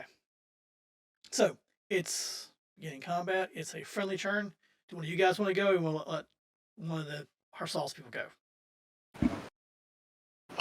Well, I have the bowcaster, and I have a talent for point blank fighting with a heavy range weapon. So I kind of feel like I might have a chance to knock a guy out in one shot. I don't know. Okay. So is it okay if I take the first shot? Do it. Okay. The question is, let's see, who to target. All three of the enemies have similar weapons. Yeah, they all have blasters. The one, I'm gonna move them over here for a second. Okay. That's actually a group of 3. I think it's 3. Okay, but I can only target. How does it work if I target the group of 3 though with the bowcaster? You just target them. They're okay, all right. As combat, they're treated as one. It's just treated as one. Okay. Yeah. Are they the most? Would they be the most formidable of the 3 then? Yeah, because of their 3 to get their 3 individuals together. Okay. Right. Yeah, because the way FFG works is the more minions in the group, the more powerful they are. But as you kill them off, their skills get downgraded. All right, I'm gonna target them with my bowcaster. Okay. Is it just normal difficulty, I suppose? Actually, you're in the same range band with them. Yeah. If you look off to the right of the chart, it actually tells you. Oh, yeah, it does, doesn't it? Sorry, let me close my roll here. You're not your vehicle attacks. Sorry, not top. It's Engaged is 2 plus 1 diamond. yeah. So, but you're Okay. not. You're not Oh, with engaged. heavy. Yeah, you're not engaged. You know, if you want to move to engage range, you can. Oh, you know I do. Okay. So I'm gonna move, so I gotta move down there next to those guys. Yeah. I'll Okay. Proxy and Eatrum up here out of the way. All right. So that gives me 2 purple diamonds for an heavy, right? Right. 2 purple diamonds with a bonus. That's what that plus is. All right. So let me see if I can do You're this. basically right on top of them. You mean you're shoving a bowcaster in their face. So the purple diamonds, what are they? That's difficulty. 2 purple. Oh, difficulty is average. Okay. Yeah. So that doesn't change, but I get a bonus. So that's a because- boost. Yep, you get a boost. Okay. All right. At least that's how I remember it, and that's how we're doing it tonight. So. Okay. Oh, look at that. All right. And my point blank range says I get to add 1 damage per rank of point blank to a successful ranged heavy hit at close or engaged. If you would have done that using your bowcaster, it would have picked up the skill for you and would have assigned the damage with it. Oh, damn. That's okay. It's no big deal. I'm just letting you know. So. Okay. Yeah. Next time I'll do that from my gear. Sorry about that. That's okay. So the bowcaster is 12 damage, and you have 2 successes. So that is 13 damage. Plus, is that 1 more for the point blank talent, or okay? Oh no, you got point blank talent. Yeah. And so point blank talent is what at 2. It's 1 damage per rank. I only have point blank of 1, I think. Okay. So it's one extra so rank. Be 13. No, 14. Sorry. 14. Yeah, 14. Okay. So let me go to current wound on there and do that.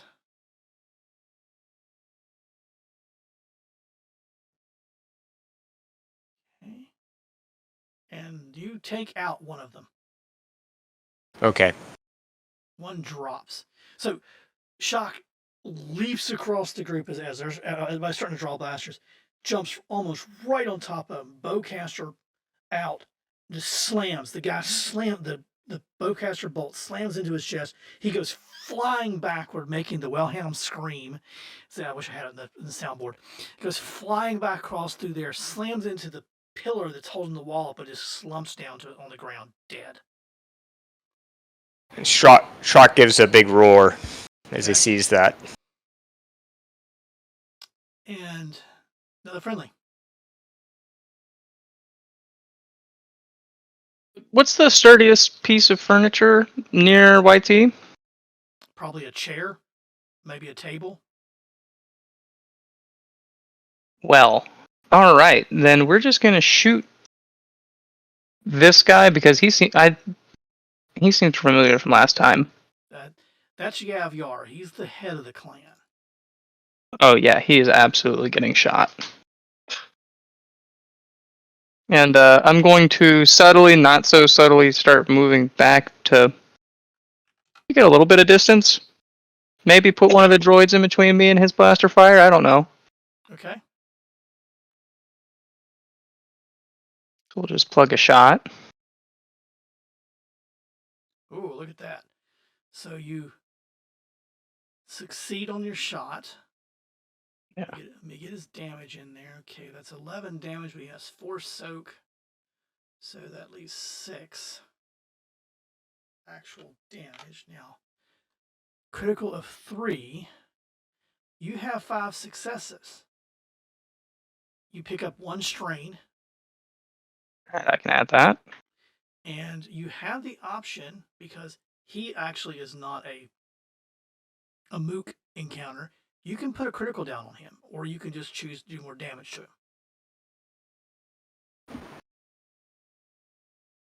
Let's do the critical. Okay. So I'm going to hit the critical roll table here. Curious just to see what he gets. Roll critical. critical. It's going to gripe at me, but that's okay. Because I'm going to allow it. Wait, that's a ship. Yeah, I grabbed the wrong one. Which is why it's griping. Yeah. Oh my god. He was actually an AT-AT in disguise.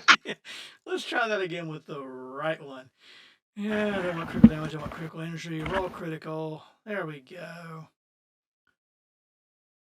Okay. So he's disoriented to the end of the counter, which means he does everything with any kind of a setback. Yeah. I'm permitting it, stupid thing. Oh my god. You all get seen the error messages? No. Okay. No. On my screen, there's like a billion. This hacker type's not permitted. That's like, yeah, he is. I just don't have him coded right. Okay, so he's actually disoriented and slightly dazed. Drag that on.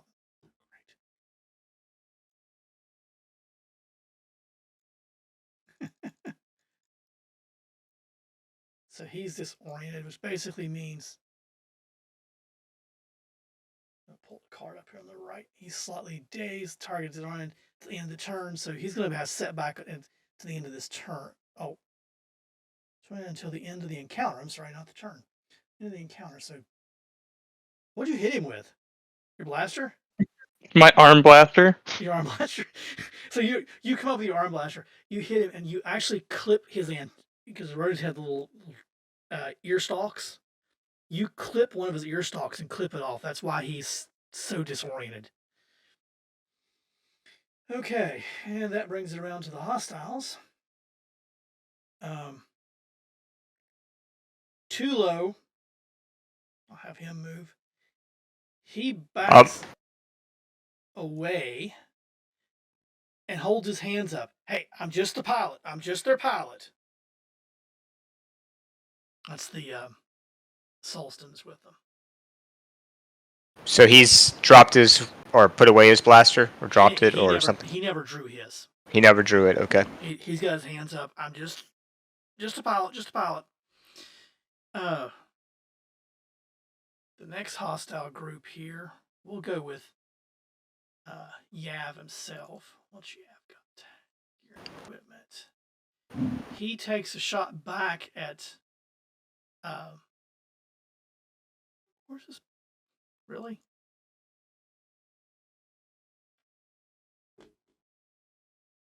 Apparently, Yav doesn't have a blaster on him. He's supposed to. Let me get my. He sends a really mean look at Eitram. Yeah, really. He's supposed to have a blaster. Just the Wookiee in the face. Oh, I'm sorry. He is armed. I just overlooked it. He lunges toward Shock. No, he moves up on Eitram. Becomes engaged with Eitram and attempts to stab Eitram.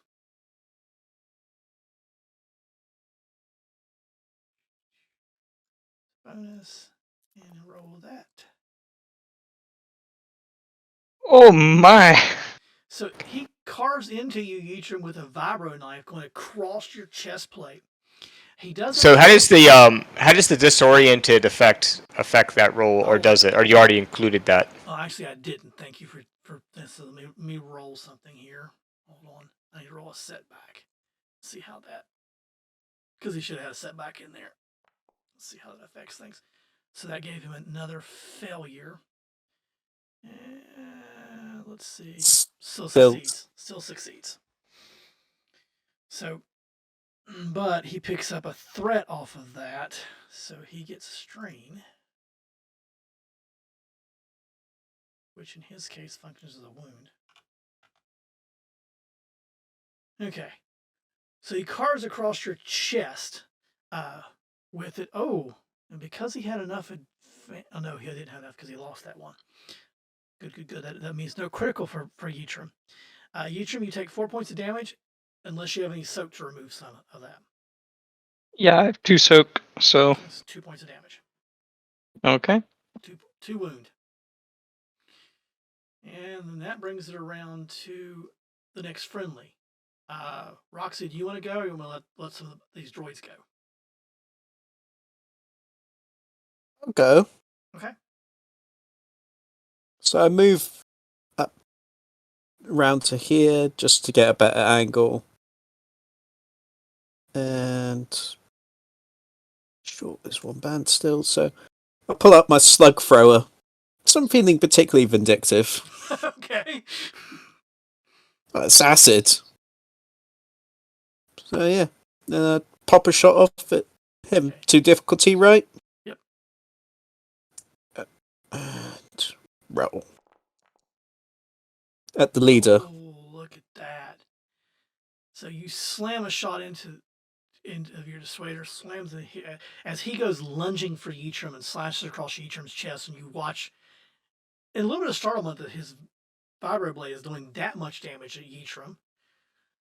You pop off a shot, and the sound, the boom inside this enclosed room is almost deafening. And the shot slams into him. Let's see, that does 5 points of damage. But he has 4 soaks, so that's 1 wound he picks up. Now, Pierce 2, target struck by a slug from weapon suffers 1 wound during soak. Oh. Okay. And he's going to have a recurring damage on there. For 2 rounds. Yeah. Your critical is 5. You do not have enough. Okay, cool. Yep. And then I'll go to Harsol. Harsol, why don't you why don't take the pilot and take their ship? Just an idea. Yeah.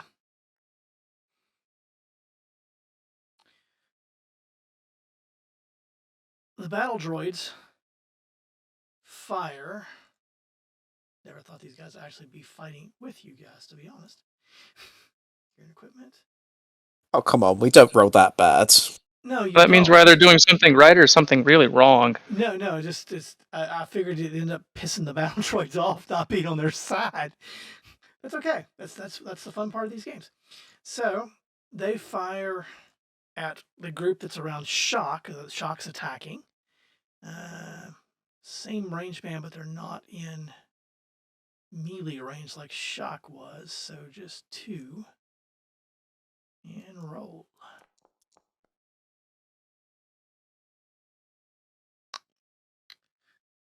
They miss.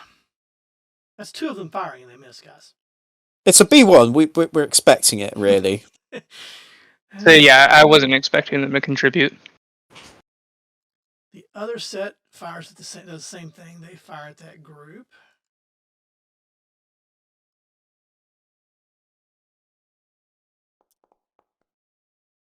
Oh! They managed to hit.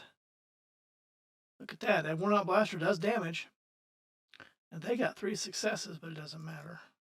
They're just going to opt for the more damage, since they could actually pull a critical.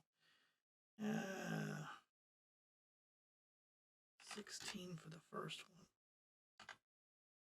one. And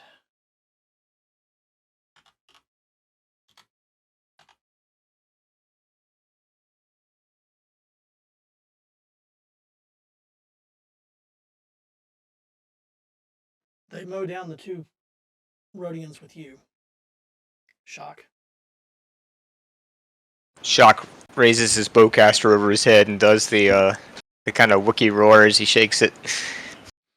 Yar. I'll say he's already went. Who in their group hasn't went? The ship above?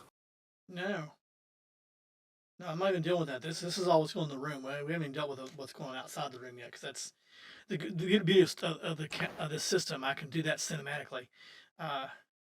Did you do the pilot, or did you just have him talk? He moved. He shot. He moved. Oh, it'd be this group that's dead. They're even Martin dead. See the little skull? Yeah, I was like, yeah, they're dead. They don't go, right? Yeah, they don't go. So that brings you around to Harsal. Harsal moves forward, not changing range, just moves into closer range, pulls out his blaster. He fires at Yav, who's on Yeatram. And he misses. That brings it around to the beginning of combat. So, who you guys want to move next? I mean, Shock is happy to try to take out the boss man, I guess. Okay. Eatrim would appreciate that. Since he's actually. It's so fun. I think. Let me see here. So I think if I'm still close, that just counts as average difficulty, right? Yeah, With the bowcast. Two difficulty, but I'm going to give you one setback because Yitrim is between you and him. Oh god, don't shoot me. How about if I move to engage him? Would that take away the setback? That'll take back the setback. All right, I'm gonna do that. Okay. And roll with my bowcaster. Oh, whoops. How do I roll that guy?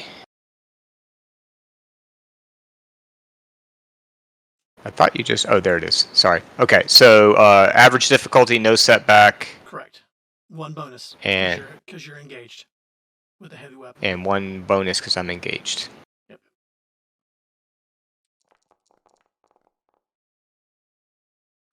Oh. Plus the 2 points for the other, right? For the point blank, that's 1. 1. Okay, so a total of 15 Yeah. damage. And he has a soak of 4, so it's 11 that gets through. And 8 plus 11 is 19. And he hits the floor.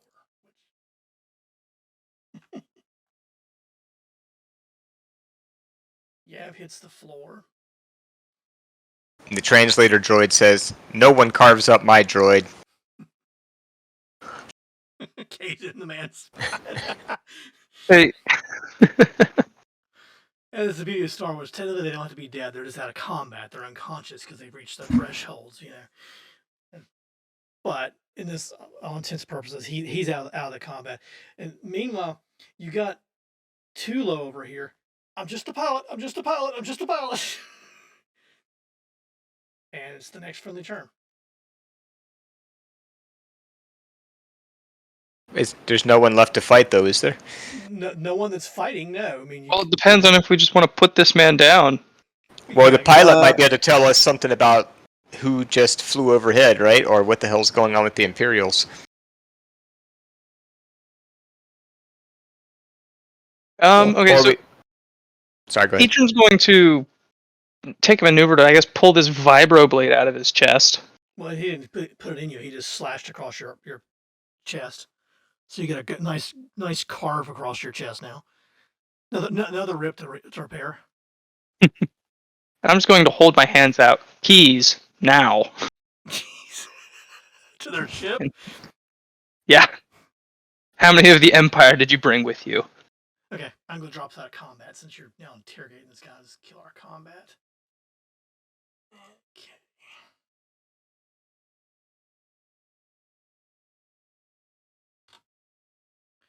So he looks at you. It's not my ship, and he starts rattling off the code to unlock the ship. Where is it? He gives directions to it. It's not too far from here. It's down by the river, but not too far from here. And on the answer about the Empire, we're not. He said, typical Sulston, kind of wet Sulston voice. We're not with the Empire. Which means you were duped. Captain Harsal, I believe we have a problem. Harsal says, "How big's your ship?" To Tulo. Tulo says, "It's a YT 2400 light freighter. Small for a freighter. Not that small.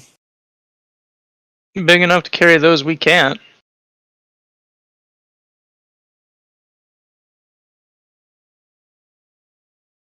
So I'm taking it your plan is to try to evacuate as many as you can in the 2 ships?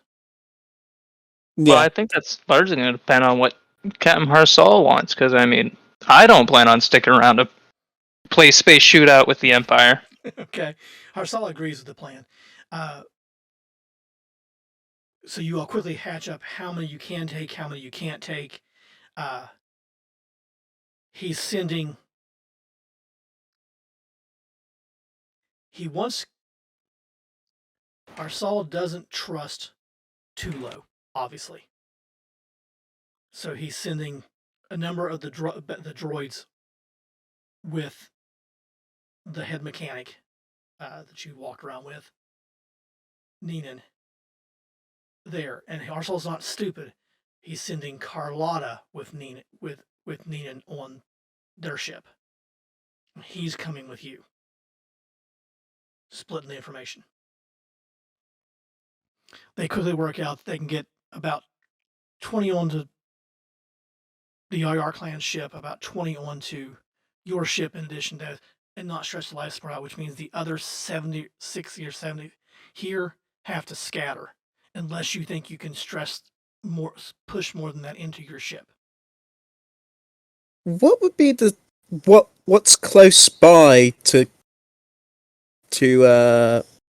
Cholgana that wouldn't be directly Empire or heavily patrolled is what I'm meaning. Unfortunately, Cholgana is way out on the rim. I mean, it took you, well, with a Class 1 hyperdrive, it would have taken 7 days to get here. And then suddenly something clicks in Harsal's mind. There's nothing. He goes, well, we could relocate to another location, wait till the Empire leaves, and the rest could sneak back. Exactly. I think that's what what Roxy was suggesting. Yeah. Is okay. I was more. Harsal's like, we know a few places that we can go if you can get us there. Then Harsal says, wait a minute. And he turns to Tula and goes, you didn't bring the Empire? Was that your ship that went overhead? And Tulo's shakes his head, no, wasn't their ship.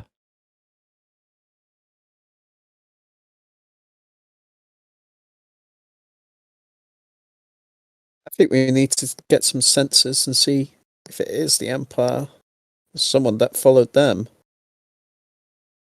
Tulo says that there are 2 more of the Yar clan on their ship. He could calm them and see what they picked up.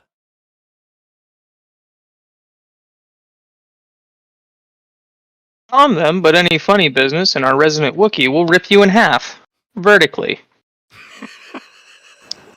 I've seen him do it. Yeah, I mean, Yitram, because you're the one that made the threat.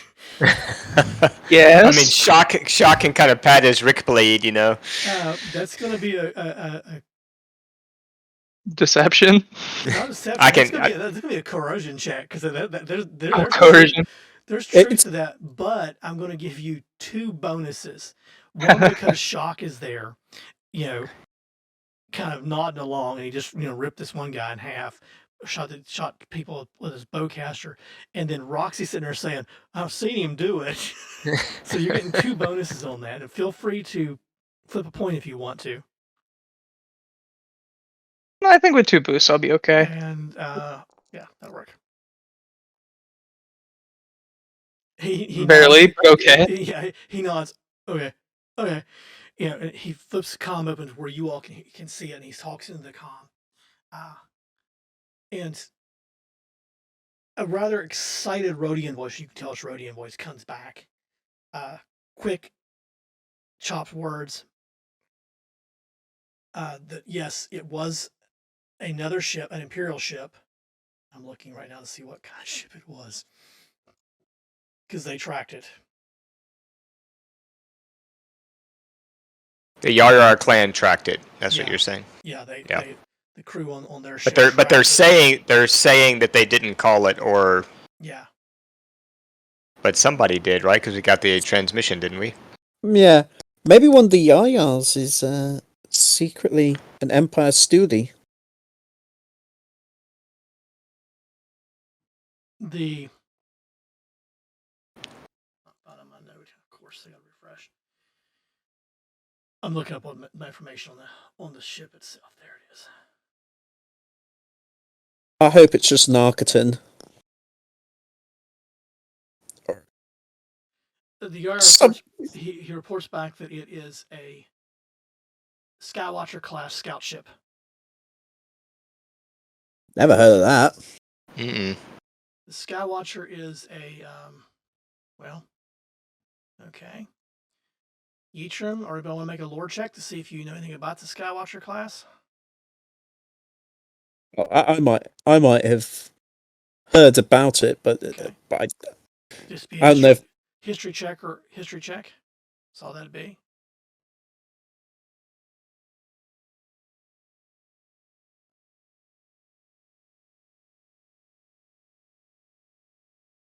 Just 2 purple.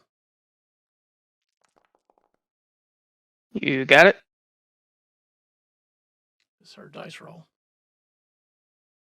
Utrim's got it. I can't find my lore. Okay, great. Yitrim, you know the Skywatcher ship is a smallish ship, not much bigger than not about the same size as a light freighter. Probably not much bigger than your ship. Actually, silhouette 4. That's a good question. Hold on a minute. Game terms, it's a silhouette 4 ship as opposed to your. We're silhouette 4, so about the same size as us. Yeah, about the same size as you guys. It would carry a typical complement, probably something like 6, maybe 12 scout troopers with bikes. Not a huge complement. You think we can take them? And it would also have a complement of droid scout droids. A ship and their droids. I could probably shoot them out of the sky, but it would be a close call if they got on the ground.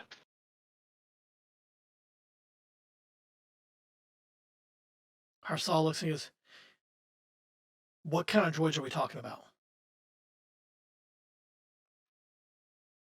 And the answer from your knowledge, Yitrim, would be Arc and probe droids, kind of like what we saw in Empire Strikes Back, only slightly smaller. Oh, okay, so those big-looking trash cans that ran around?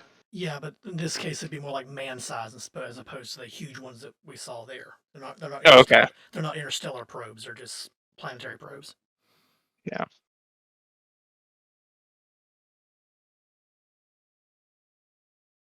So Harsal listens to your information. Goes, another ship, we could probably cram everybody on, or at least get more of us out of here. Calling back to that lore check, do these type of ships usually go on their own, or are they more, hey, let's put you on the deck of our Star Destroyer, fly around? They're usually long-range scouts. They're hyperdrive capable. Usually sent out to do, scouting ahead of a battle, something along those lines, or deep space scouting missions. Usually, it would be a group, a small group. Based on your lore, Jack, you got 2 successes with an advantage. You would know that the most common group that employs this type of ship in the Empire is the Imperial Security Bureau, the ISB.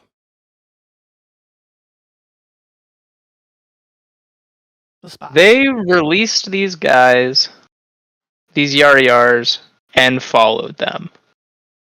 That's why they were let out so quickly. Hunting dogs.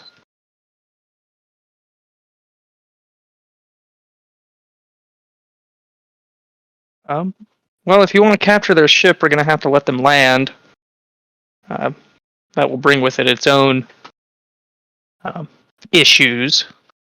But if you think that your men are up to the task of fighting them off, then we could net ourselves another ship. Here we go. You can expect how many soldiers? At most a dozen. A dozen? plus pro droids, didn't you say? Armed, didn't you say, Eadram? Yeah, so a dozen foot soldiers, a handful of combat-capable drones. If we lure them here, or let them come here, we could use this Arsal. We could use the defenses and the defenses. We could get you in the air.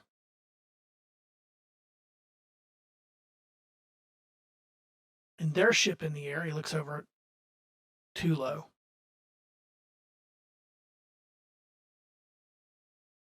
We could maybe take them.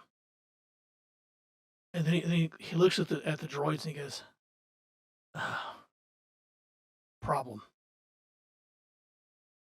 And you can say he's conflicted in telling you this. He walks over and requests one of the droids from one of the blasters from one of the droids.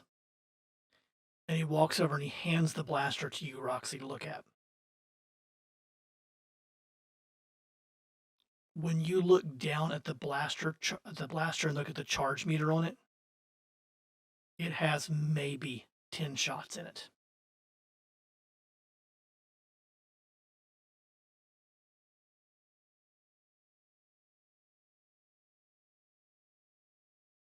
He looks at you, Roxy, and says, the only ones that are fully loaded are mine and Carlotta's.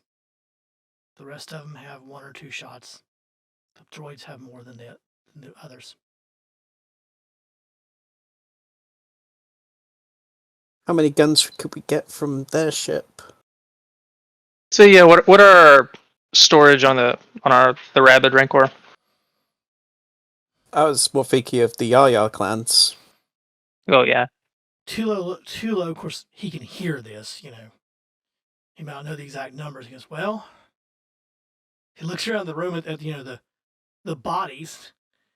He goes, well, there's 3 blasters right there. 4 if you take his. And Yara kind of lets out a groan. He's not quite dead. He's unconscious.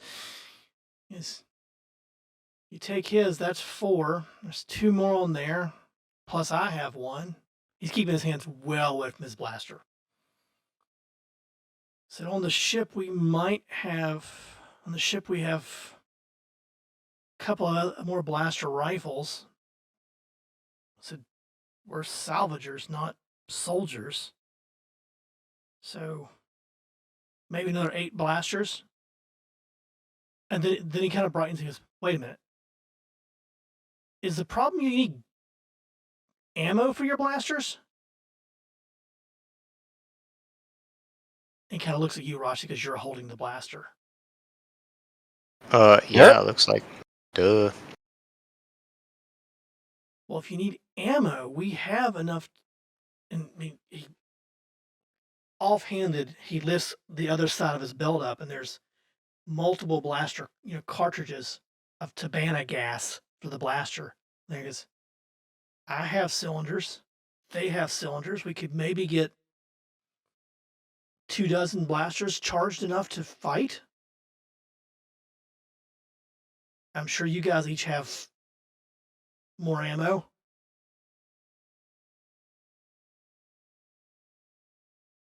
You know, you say that, but do you? I quite like you. What's your general standing on the ship? Talking to Tulo? Yeah, Tulo. I'm there. Sorry. Hold on a minute. His throat got a little dry after seeing all his comrades destroyed. Yeah, let me get a drink of beer back. Yeah, and after I executed. Yeah, I'm thinking that we give him a promotion. Either kill him or promote him. That's the only choice. Well, because it looks like their Rhodian boss isn't quite dead. Oh, I'm making sure he's dead. Well, I'm thinking that I got a vibroblade and we give somebody a field promotion. Really build loyalty.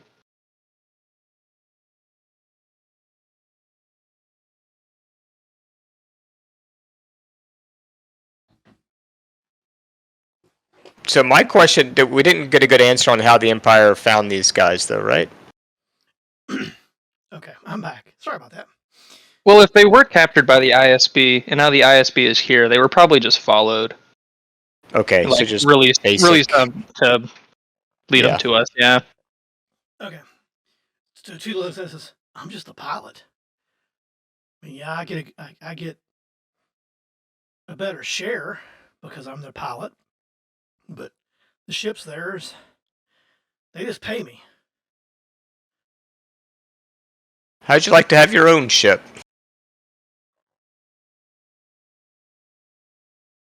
He looks at you, kind of cocks his head. Sure. Eatram, I've set the stage for your battlefield promotion. Oh, let me use it.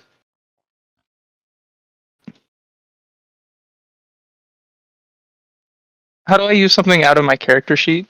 I don't see a way to put it on the macro. What are you trying to use? Oh, no, never mind. Here we go. Mr. Man on the ground is going to lose his throat. Oh. I'm just rolling the roll. Okay. So you're slowly killing all the, because Roxy's already shot one in the head. No, just the dude who stabbed me, the captain. Okay. Oh, well, that changes things, says Tulo. Harsaw's a little taken aback, but not overly so. It's like, well, looks at Tulo. What do you say? So, out of character, this sounds like to me you guys are planning to take on the Imperial force that's here, whatever that is, in an attempt to steal their ship, correct? Yeah, we want to get them to land and discharge all or most of their people onto the ground. And then fight them there. Okay.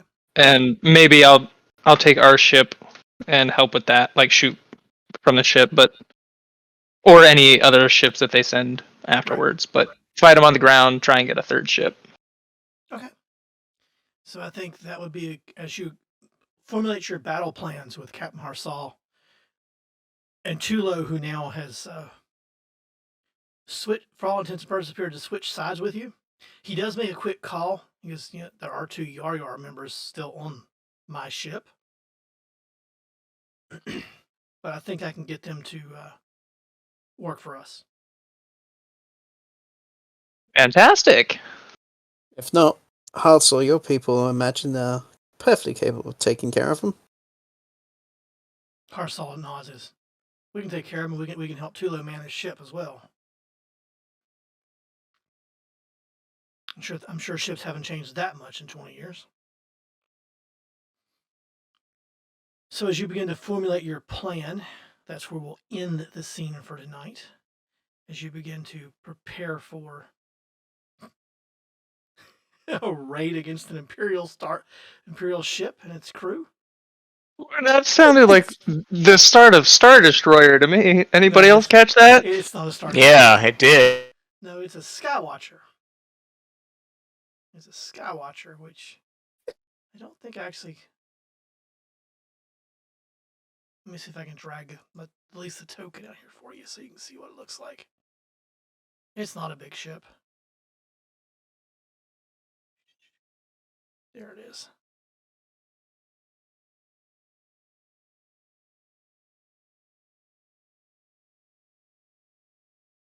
Just looked online. It's Diddy. Oh, they're Diddy.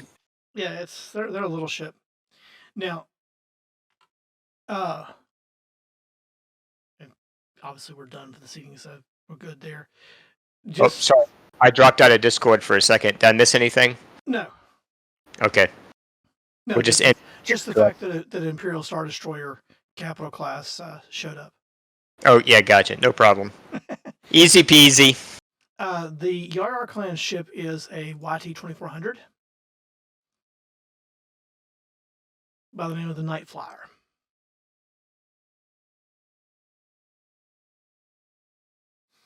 Okay, so that's where we'll wrap up for this evening, and I guess I'll see you guys in 2 weeks, if that's a good schedule for everybody. 1 sec. What date is that? I don't know. You don't know. I don't know either. Let's see. So It'll be the that's 23rd. 23rd. yeah, that should be fine. Okay. See everybody on the 23rd at 7, and we'll see how the Battle of Chagana goes. I got really confused there because it should be 24th for me. Oh, Because of course it's morning for Yeah, me on the morning next for you. day. Yeah. Oh, you poor bastard. Yeah, 24th for you. But our next scheduled session. Well, you're a trooper, Marcus, for staying up with us this late. That's no problem. It's He not the does- latest I've ever stayed up. He did fairly readily with the D&D campaign. But I will see you guys in 2 weeks, and we'll see what happens with the Battle of Chagana. Looking All right. forward to this. I will get this screen ready for us. Laying the tokens and everything out, so we have it all set up.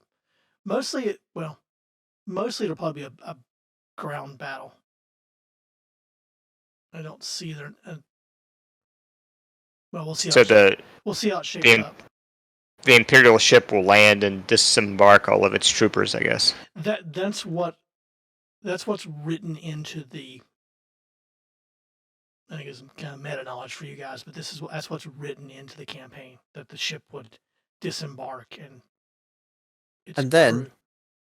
But then we, with our ropes, we zip line down onto the Imperial ship after they're away from it. It's always an option. Yeah, sort of. Do we have Blackwater- any more of the cat creatures we can set loose on the stormtroopers before we have to engage them? 3 of them, don't we? There are 3 on there. No, we killed 3. You killed 3. There was one. There was one in the pen that was enhanced, that was recovering. There was 2 more that were headed to surgery. So none ready to go, really. No, well, none that's enhanced. The 2 headed to surgery have been trained. They're just not enhanced yet. Oh, I see. Yeah, Interesting. They trained them before they enhanced them. Yeah. I didn't know Just they get a were couple trainable. octopus. Well, they're a cat. Of course they're trainable. Think about what you just said there, Marcus. Lions are more trainable than house cats. Well, true. All of which pale next to dogs, but yeah. But yeah, I wasn't sure if they were too vicious to train until they had modified them, to make them more docile or whatever. No, what she does, she actually doesn't make them more docile at all. Well, yeah, clearly the ones that we were fighting were not docile, but Yeah, she doesn't make them more docile at all. What she does is just enhance them. And usually it's a physical enhancement. yeah, that seemed pretty clear from what we were up against. We don't really have time, even if one of us helps. Yeah. You can't do a quick surgery. Yeah. Yeah, I mean, you can enhance it, but it wouldn't be out of surgery in time, because time-wise, as far as the next game session, will be within probably a half hour, 40 minutes of this conversation before the attack begins. Right. I mean, probably the best thing we could do is maybe strap some, plates on them, give them some armor That's something you try to figure out. from maybe scrapped battle droids. That's the only thing I can think of. But we Perhaps some don't thermal detonators to them. we don't know how many we don't know if they have any that are trained and healthy though, right? We didn't see any, I guess, in our tour. The only Well, we ones you saw 2 in cages in Carlotta's lab that was being prepared to go in for surgery. Oh, but had not yet been Right. operated on. And Okay. and the one that was recovering already recovered, that was in the pens. Right. So maybe the 2 in prep could be released to fight, maybe. Maybe. And maybe the one that's high, possibly. I mean, I've seen cats on ketamine. It does take a while, but I don't know how long it was operated on. Right. From what you saw in the pen, it was operated on within the last 2 or 3 days, not like the same day you were there. So it's already well into its recovery. Okay. All right. Well, hey, thanks a lot, Jason. No, thank you guys. Yeah, cheers. I enjoyed it. This is not the bent I expected this part to take, to be honest. Really? How did you think it would unfold? I figured that one way or another, you would end up either ticking off Harsal, or the Yar group would sway Harsal to their side. But whenever you invoked IT and the theft, and then being a part of that, which was all happened, that kind of changed the way Harsal reacted, because then he had a first-hand source to go back to say, okay, is this true? And then when, of course, obviously, IT had no reason to lie to him. Right. He did. Yeah. He backed your story, and that then put Harsal firmly on your side. And then I never expected anybody to scan the comm channels. That was a good move by Eitram. I was like, okay, if you scan the comm channels, and it's very likely he's going to pick up that the Imperial broadcast signals, and of course, meta knowledge, what he was picking up wasn't anything going to the Yar clan, which you figured that out by now. They have already dropped a couple of probe droids on the planet. And it was the messages going back and forth to the ship of the location. So we've got some scouts out there in addition to whatever troopers are coming. Yeah. So yeah, I thought I'd just be able to hear them like talking back to their ship. Yeah, exactly. I was not expecting to hear Empire. Well, I know you were. I was like, that's just a great plot point to drop in there. It's like, all right, you pick up a signal, but it's not the Yar signal. Honestly, I wasn't expecting the Yar-Yars to show up. I figured that Carlotta and Captain Harsal were at odds as to who was actually leading, and I thought that they were definitely going to infight on who wanted to leave and stay, and we were going to have to pick a side. Oh yeah, that's going on too, but it didn't come into effect because of this happened. I definitely thought that's the direction this was going. Yeah, when the Empire shows up, people tend to drop their petty squabbles and band together. Well, see, and part of it, you guys picked up on the undercurrent of it. Part of what's going on there is a sizable portion of the survivors think that Harsal is just way too paranoid, and he has gotten more and more paranoid over the years. But now the Empire shows up. And yeah. Within a couple of days, not one but two groups show up on their doorstep. Yeah, he's vindicated. Yeah. I told you so moment. Exactly. So it kind of solidified his control, at least for a time. I mean, he hasn't told Carlotta his plan to send part of them on one ship and part on another ship and capture a ship yet, but that can be handled. I mean, cool. The best defense is a good offense. Yep. Also, if some of his men get killed in the assault, I imagine we might all fit more comfortably.